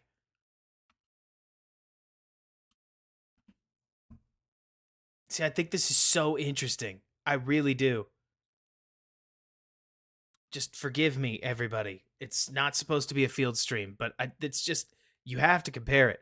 Where here's Fields on a 1-2-3 step drop, ball out, Mooney drops it. Yes, Mooney dropped it, but also let's point out snap, 1-2, finally our feet are set. And the corner is already breaking because it's plain as day who we're throwing to, because it's been plain as day. Fields gives the ball a pat. The pat would normally be fine. There are plenty of quarterbacks that do the ball pat, but Jonathan Gannon's guy is gunning for it, meaning that when the ball is also a sinker, Mooney's catching it while he's taking a hit. Of course he's not hanging on to that. Like, of course he's not. And that's a pretty whatever example. Like, this is a great example, I think, especially when you talk about somebody who's he's checking the curl first, and then he's pushing outside. How you doing, Khalid? That most people would be like, "Oh, come on, are you really going to kill Fields for this?" Especially because we like to love our quarterbacks. But where I think it's really evident is the next play on 3rd and 16 right here, where the Bears are going to run. I mean, they do this little yo-yo thing with Tanyan, where they're going to have him set up outside. Just kidding. He's totally part of a try. And here you can see Arizona knows exactly what the Bears want, and this guy is sitting on it. Late in the season, when the Bears got into long downs, Justin Fields would throw the ball outside the numbers, but he also would still wait to make sure that his guy was turning before he threw it. So then you end up with a throw like this that nearly gets picked, in part because every single defender on the field, on this side of the field, knows where the ball is going, and they've always known. They just bracket more. Which, bracketing DJ Moore was one of those things where Arizona did it and nobody else did it, and the immediate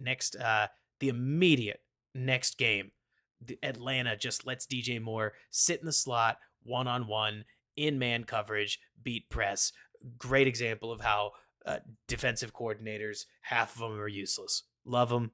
I love defense. I love the NFL. I think great coaches are amazing. I think that to pretend that to not talk well enough about the good ones is unfair, given how much heat I throw at the bad ones. But it is amazing to me how many defensive coordinators are we play what we play. We run our stuff fearlessly. That's just not what we do.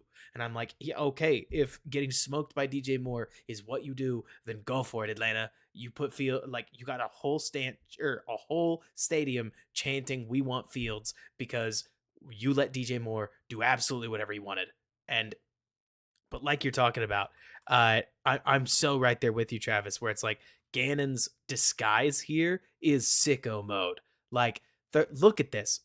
Travis points something out that I think is wild. So it's 3rd and 16, yes, and a lot of guys mail these downs in, and by guys I mean defensive coordinators.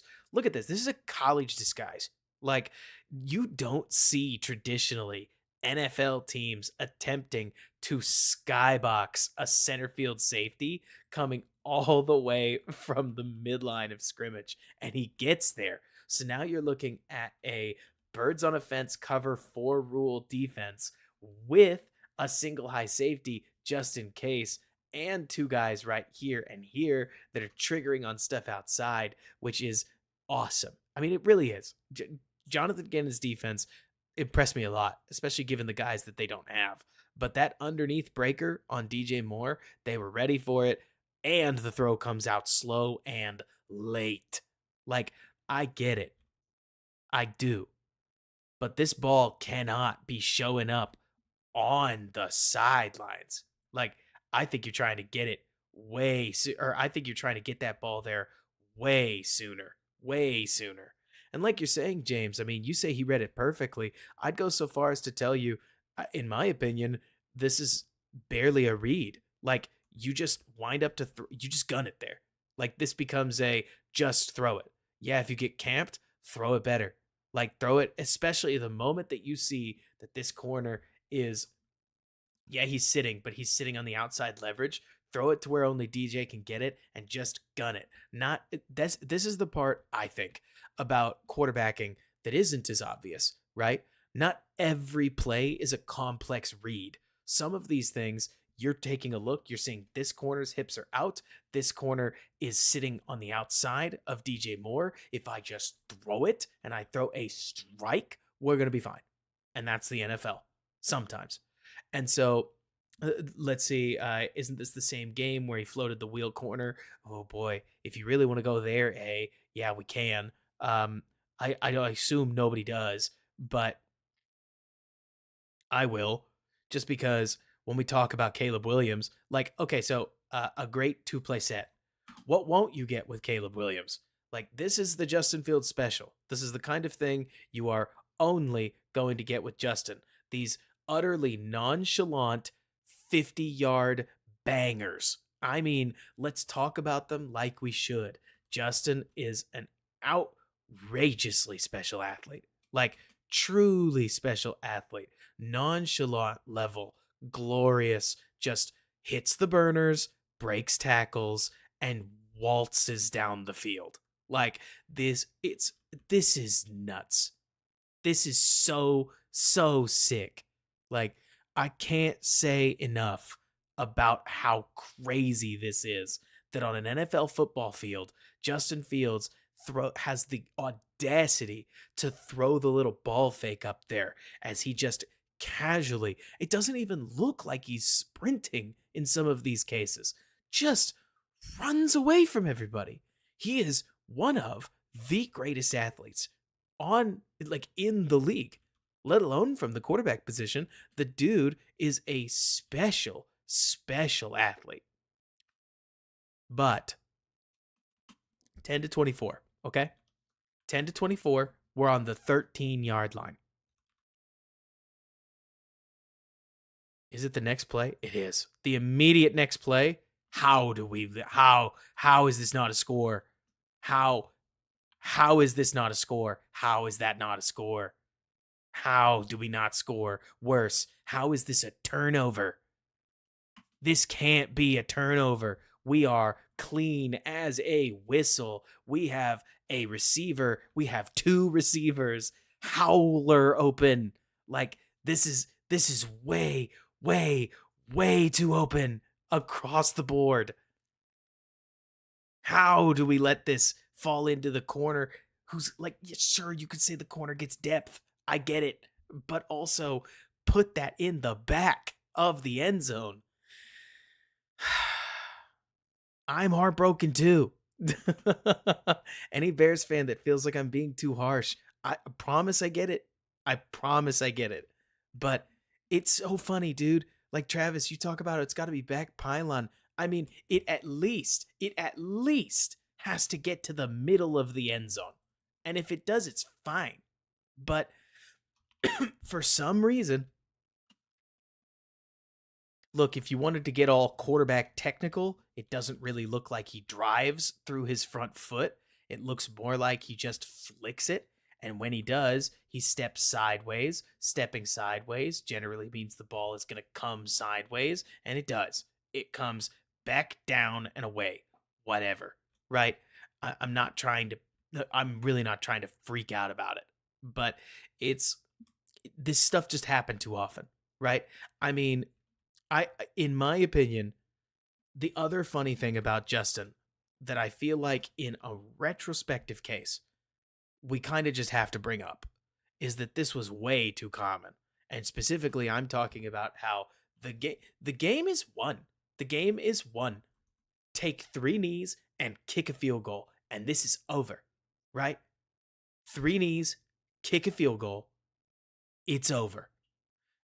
And somehow, due to a play from the quarterback position, the game became not over anymore, because turning over on this kind of play, turning the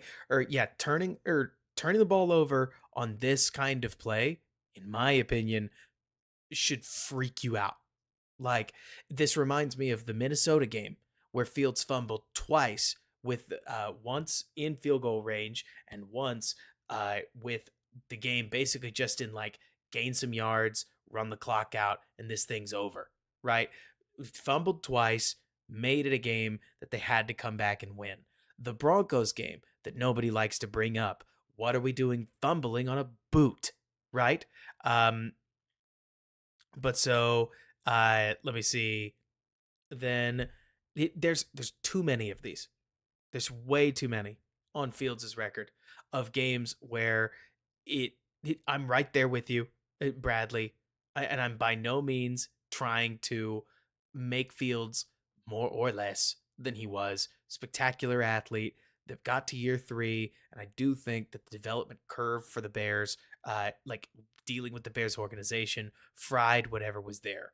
It is what it is, right?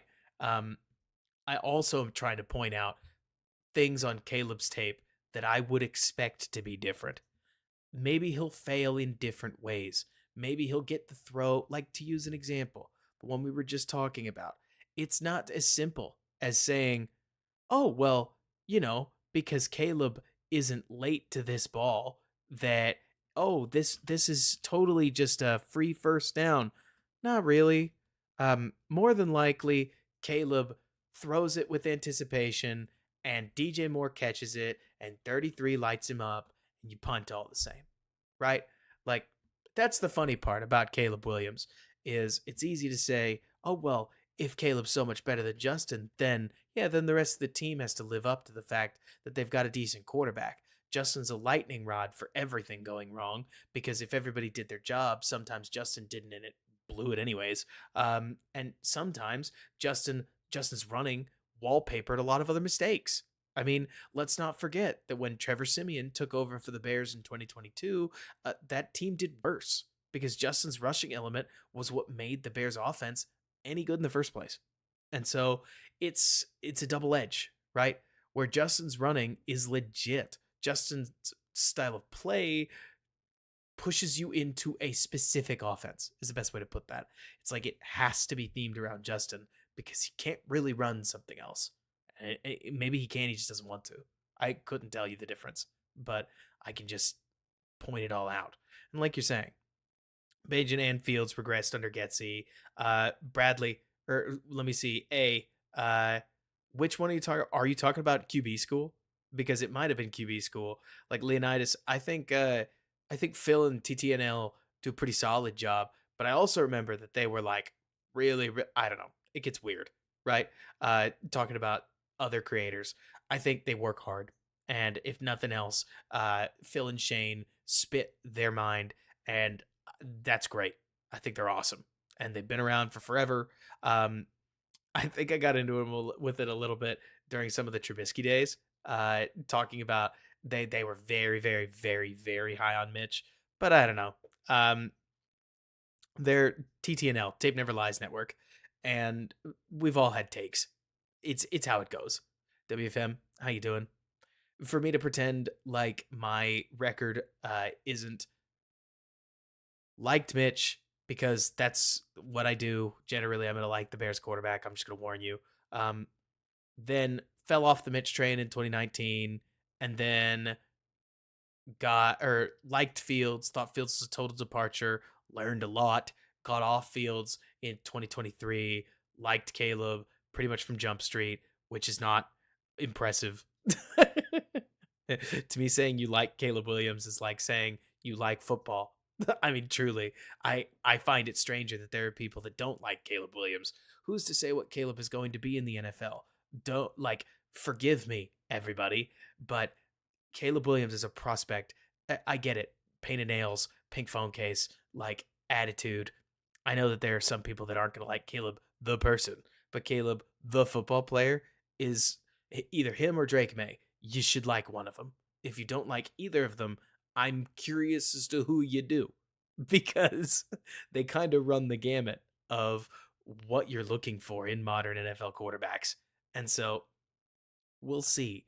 But it's and yeah, Ravi, I think that there's some of that. It's like I also think, Travis, that there's something to the idea, if I can just be so blunt as to say it, that there are a lot of people who know what a good quarterback looks like. There really are. Like a lot of people who, in their bones, when they watch a quarterback, they know what a good quarterback looks like. And they have absolutely no idea what any of those good quarterbacks looked like while they were still college football players. And so you get people who go, that doesn't look like Brady. You're right. You are absolutely right that that does not look like Tom Brady. That doesn't look like Drew Brees. You are right. He's a 22-year-old kid. Drake's a 22-year-old kid. They are not 28-year-old men. They are not 31-year-old men playing with gods walking at receiver. Like, it's different. It's a whole different thing. And they get a lot better. A lot better. And so there's a lot of people that look at the prospects. And I mean, Trevor Lawrence is another example. I thought Trevor Lawrence looked really, really good, if a bit unspectacular, at Clemson. But what does spectacular even mean? I think I compared him to Zach Wilson and Justin Fields and just didn't see that scintillating athleticism and propensity for the YOLO ball. I cannot believe, looking back, that I held that against him. Uh, like, I, I can't believe I held that against Lawrence. And Lawrence has had a funky run of it, but it's it's more to say that it's funny watching people as they'll scout quarterbacks, because you'll get a lot of people. I saw one guy on Bears Twitter get this way who was like, I don't think Caleb Williams is good. I think JJ McCarthy is good. And I was like, my guy, what are you watching? Like, is it that he won the national championship? Is that what you're saying? Because I dig that. I get where you're going. But are you sure? And it's fine. Everybody gets their opinion. Everybody gets their opinion. But I don't know.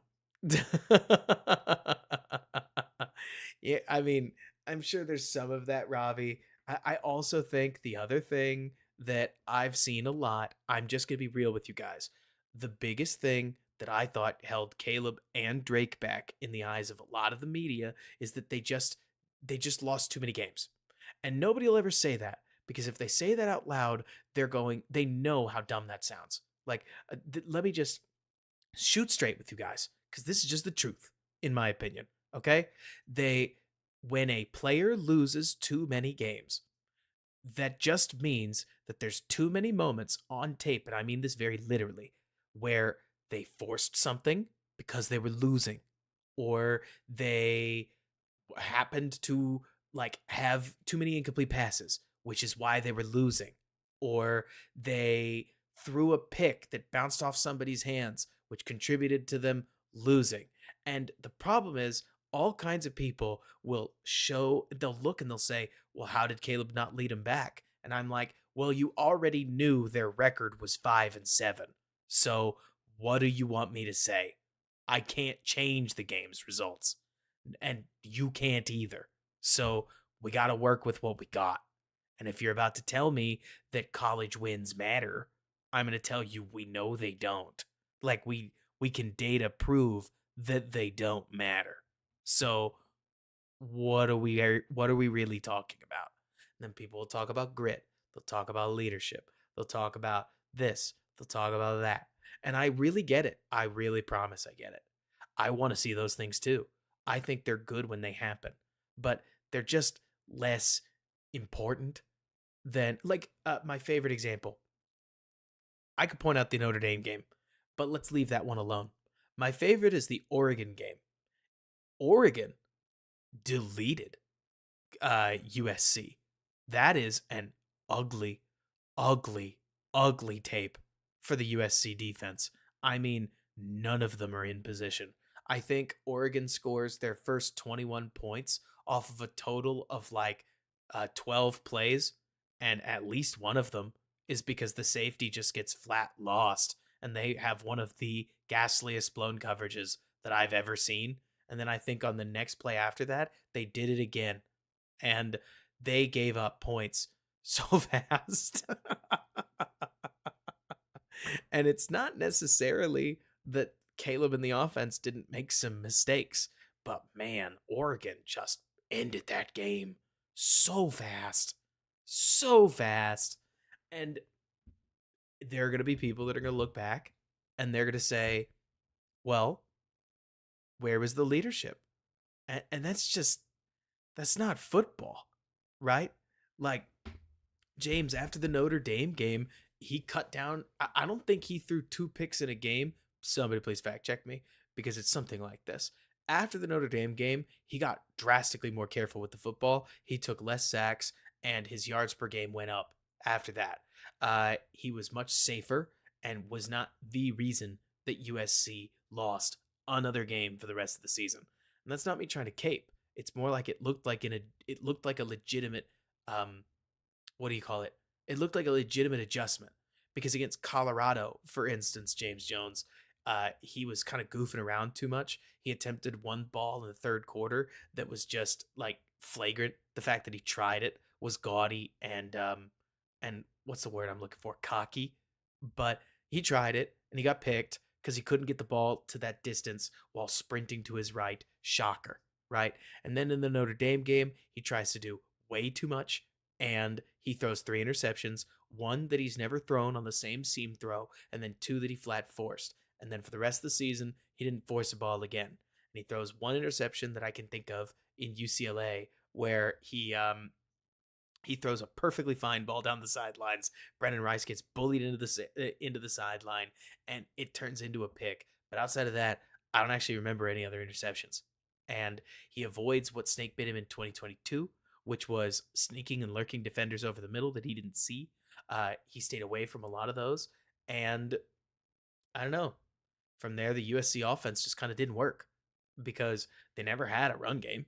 And so it became the like, yeah, blah, blah, blah. You get it. It's neat when you look back. I think I say all of this, to say that quarterback in the NFL is really hard. Finding prospects to watch and like is not an easy process. Figuring out which prospects are going to be legit good is not easy either. There are just enough Brock Purdy's to remind you that none of this is easy, and a lot of it's situation focused. But at least in my opinion, when you look at Fields, the transition from Fields to Caleb is so drastic that it'll just be a lot for us all to kind of grip the handlebar and hang on because it's I think it's gonna be fun. If we can't enjoy this, we can't enjoy anything. He should at least be pretty good. I mean, 4,000 yards is a gold standard in Chicago. It's not a gold standard anywhere else. Like, I still think it's hilarious. Travis, I don't know if you've put 2 and 2 together on this one. If Caleb Williams at any point in his career throws for 4,000 yards and or 30 touchdowns, he will be the first Bears quarterback to have done either. And then for the 30 touchdowns mark, he will fix the Bears from being the only franchise in the NFL who has yet to see a quarterback do it. And so I do think it's funny when you look at Caleb Williams, where the bar is so low that, especially if they go to an 18-game season, not achieving some of these marks would make him disappointing, which might mean that Caleb Williams not becoming the best quarterback in Bears history is an implicit disappointment. How weird is that to say? Right, Bears fans? Like, I feel like that's the corner we've sort of painted ourselves into. Almost in a way where we have to embrace it, right? He doesn't need to do it as a rookie. But for Caleb Williams to not be kind of a disappointment, he has to be the best Bears quarterback ever. Because the bar is not high enough for that to be that scary. But I think it's nice because, if anything, maybe we also all agree that if he does throw for 4,000 yards twice and throws for 30 touchdowns at some point, catch you soon, Travis, that'll, I don't know if it'll be enough. I would love for him to deliver a Super Bowl, etc., etc., etc., but it'll be a great starting point. And That would be really fun to enjoy. I think we would all enjoy that. Anyways, let's take one more look back at the game we were watching, because there's an interception coming up. Did they spike the ball? No, the center doesn't snap it. 2nd and 10. Rip. Nice deflection. There's Brisker again.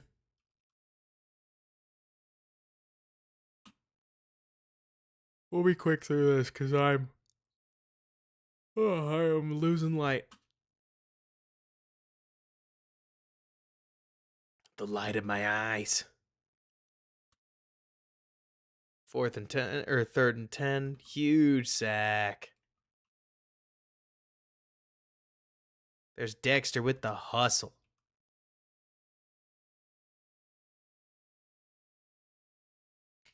The dude plays with juice. Like, he picks off this lineman. Ooh, look at this. Here, let me get you guys the better angle. Check out 99 in the middle here. Like, he picks 60 off and no, it's 73. Okay, so that's Sweat then. Sweat's getting doubled. He pushes 60 and gets the sack. 4th and 17. Is this deflected or is it intercepted? It's just deflected. Or, well, dropped, actually.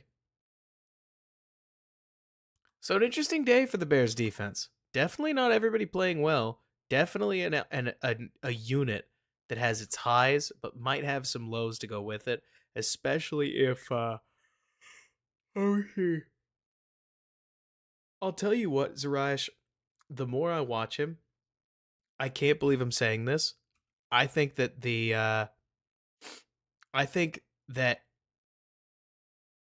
oh my gosh. Yeah, this is where my brain just starts to not function. Zarash, the more I watch Brisker, and this game is a great example, the more that I liken him to Landon Collins, right? Where a lot of what Brisker does is the grindy, dirty stuff that it's very easy to feel like doesn't matter. But if you took Brisker out and you replaced the Bears defense with 2 Eddie Jacksons, I think that they give up 50 yards on the ground more per game. Like, what Brisker is losing us in coverage, I think the longer I'm watching him, the Bears are gaining on the ground because he's legit in these run fits, which I've never given him credit for because most of the time all I care about is passing game, if I can be honest with you, Zarash. And so I think it's an interesting conversation. How valuable can a box safety be in a passing NFL? I don't have a good answer for you. I don't know if the Bears should extend him. I have no clue. We're gonna have to wait and see. But as a hitter and as a run fitter on a team with a bad defensive line, he carries more importance than I would normally expect a guy like him to carry. It doesn't have to be explicitly a bad thing, but at least the Bears can make it work for him. But so let me scan through to the end here. Is this it? No. There's a pick, and I always like watching the turnovers.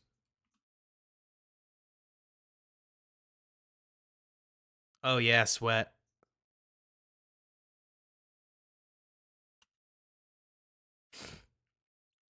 Sweat getting him some. There's that length again.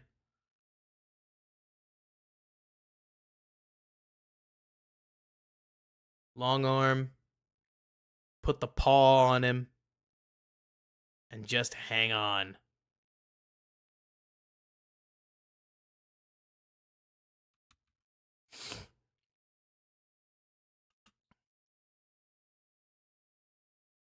Yeah, the Kevin Byard signing is really helpful for that. Jamal Adams is another good example. Like, I would tell you that I think that whatever you think Jamal Adams is, Jaquan Brisker is a slightly more serviceable because, okay, for as much as I tank on the guy, Brisker does not absolutely suck in coverage. Like, he's not totally lost. Part of that's because I think his coach doesn't ask the whole world of him, which is smart of that coach. But at least when he's doing basics, he is, for the most part, pretty good at the basics. But no worries. Let's see. That's the thing, Robert. I will tell you that in my opinion, hey Robert, I saw that. I saw that. You don't need to retract it. Uh, I think that it is really easy for people to put top 5 expectations on this Bears unit. I'm hoping that they end up a top 10 unit, and a lot of that depends on the defensive line. Um, it was a typo, but I assume it was the core of what you're talking about like, are they going to be top 5? That's a lot. To be a top 5 defense, I think you need to be stacked to the gills. I mean, I think that generally speaking, if you're going to be a top 5 defense, you need to have dudes and dogs at all levels. The Bears secondary has a lot of guys I really like. The Bears back 7 is a whole lot of fun. But there's a lot of football teams that are very top. There's a lot of football teams that are carried by their defensive line, and the Bears are going to have to overcome their defensive line more than anything, which who knows. Like you're saying, Flacco hung almost 200 Flacco hung almost an entire football game's worth of yards on the Bears in the fourth quarter of the Browns game alone. So, there's give and take with a lot of things. And I'm right there with you, Bradley, but also some of the Bears' decision making and some of the Bears' ability to sustain matchups bit them in the end of a key game. And I'll close up on this, Bradley and Robert and everybody.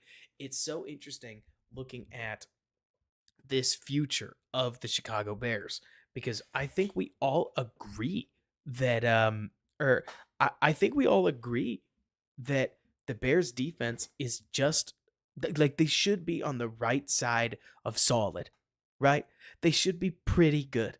They should have the opportunity to smoke bad teams and potentially steal a game or two from teams that aren't prepped well enough. Like, and that's the thing, Robert. I'm not asking you to tank on the defense. Did you hear me? I said I hope they're top 10. I think that's a hard thing to do, right? You just compare the horses on the Browns defensive line to the Bears defensive line, and I think the disparity becomes pretty clear. It needs to be a balanced team, which is a funny thing to say, don't you think, Robert? That this team needs to be able to score enough to outweigh moments of lackluster defending, and that's okay. Um, it's it's a Bears team that needs to score 21 points, 18 at least, to realistically expect to win a ball game. You're probably not winning many of them 13 to 10. But hopefully you have the guys to where on that one day where Caleb and the offense can't get out of their own way, then you can steal one 14 to 13. But we'll see. I mean, I think I think it's also easy, Leonidas, just pointing this out, to not trust your defense. Like, Leonidas, do you like baseball at all? I have this theory that's like half of a joke and it's half how I really feel about baseball, where if you are a hardcore baseball fan, you will likely hate most of your pitchers because if you watched 162 games of your baseball team, you have seen all of your pitchers fail well more than once. And so I think football defense can be kind of similar, kind of, where of course you don't trust your defense. Defenses get scored on. Of course you trust or that doesn't necessarily mean you trust your offense. It's just really easy to not trust your defense, especially late. But I don't know. I think it's complex, not because I'm trying to make anybody feel better, but just because I'm being real about the fact that the Bears secondary is a lot of fun. They have the tools that they need to mug bad teams. But also, if they're playing a good team, I think that their lack of defensive line help bites them very hard. Where people go, "What happened to the Bears defense? What happened here?" And you played a good offense with a good offensive line. Like the Packers are a great example. They have a good offensive line. They're completely unscared of the Bears defensive line. And so they did whatever they wanted to do and they pieced the Bears up. But what was funny was, for as many people as I saw point out that the Bears defense got pieced up by the Packers, the next bunch of teams the Packers played got pieced up even worse. Like, I think it was, I really think it was funny. Looking back, I was so down on the way the Bears defense had just played the Packers. I was like, what's the point? I was getting really nihilistic. I was like, nothing matters. Eat Arby's, all that kind of stuff. Half joking, half serious though, because it was the real nail in the coffin for the Fields era. It's just a sad time. Week 18 was a sad time, right? And then Matt LaFleur and the Green Bay Packers hung 55 points on the road, or like on the road in Dallas. And I definitely had that moment. And I know Matt Eberflus and Ryan Poles did too, where they went 20, 27 could have been a lot worse. We did a lot better than that. Say what you will, but you know NFL coaches are petty enough to at least think that way. But so it is Bradley, and I mean, I thought personally that if there was one nice thing that the Bears got out of the Bears defensive performance last year, it's that against the Packers, it's that I thought Tyreek Stevenson showed out really well. Where I can't remember if he had a pick in the middle of the game, but I know he forced a fumble and I know he forced some very timely incompletions. And so it's nice. It's nice. I'll tell you guys, it's July. We got a little bit before the season really gets going. But one thing that's on my mind is I'm going to be really interested to see the way that people react. Just to whatever happens, to whatever it is. Because I do think that there are some Bears fans that have let the runaway, the hype train, like run away. I really like a lot of the players that the Bears have, but it's not like they've got such a good offensive line and such a good receiver room that they have to absolutely dominate. Like it's both and. They have a rookie quarterback. We've got one of the most talented rookie quarterbacks that I've ever seen in a Chicago Bears uniform. Probably the best quarterback that I've ever seen in a Bears uniform from a rookie perspective. But none of this makes anything a guarantee. So I'm dying to know how this September is going to work out. But what I'm not looking forward to, just to preface it for everybody, because I've seen a lot work against the Bears, is if the Bears are 1-3, God forbid they're 0-4, I think people are going to lose their I think people are probably just going to lose their minds either way. 2-2, people are going to lose their minds that the Bears won 2 games. The I knew you would, Zarash, and I'm so stuck. I'm so stuck if I think I know where you're going. And that's that I think I want to make the Bears feel worse than they are because I don't want to gas up a really good receiver room too much because if I do, then you should expect things from them. And if you should expect things from the receiver, you should expect things from the quarterback. And then I'm back to expecting things from a rookie quarterback. So it's a real push pull. But as life, it's all push pull. We'll get there. But first, we'll wrap up tonight's defensive game. I think that the Bears have a lot going for them. They've got a lot of young players that I think played really well. I do think they really need Andrew Billings to continue to deliver, and that's a lot to ask for from a guy that puts his entire heart and soul into every single play. And so it'll be, I think, really fun watching them. I think they need another defensive lineman that they can add. And I think Gervon Dexter has showed them a little something. Phil, how you doing? Hope you're doing well. But he's a little far off, I think, for us to project things immediately. It would be nice to see Zach Pickens take another step forward, but who's to say? I think that I really think they need a little more help. I think the linebackers are fun to watch. When Sanborn gets his time, he plays really well. I think it's not as simple as the more they blitz, the better.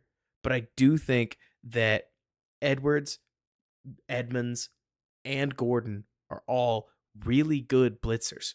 And I think they use that well and time it well. And when they get aggressive, I think it ultimately works out more for them than it does in situations like the Browns game. I don't think they're good enough to sit back on their heels and dominate with drop coverages. But the more that they can mix those coverages and create a Rolodex and bring pressure in timely fashions,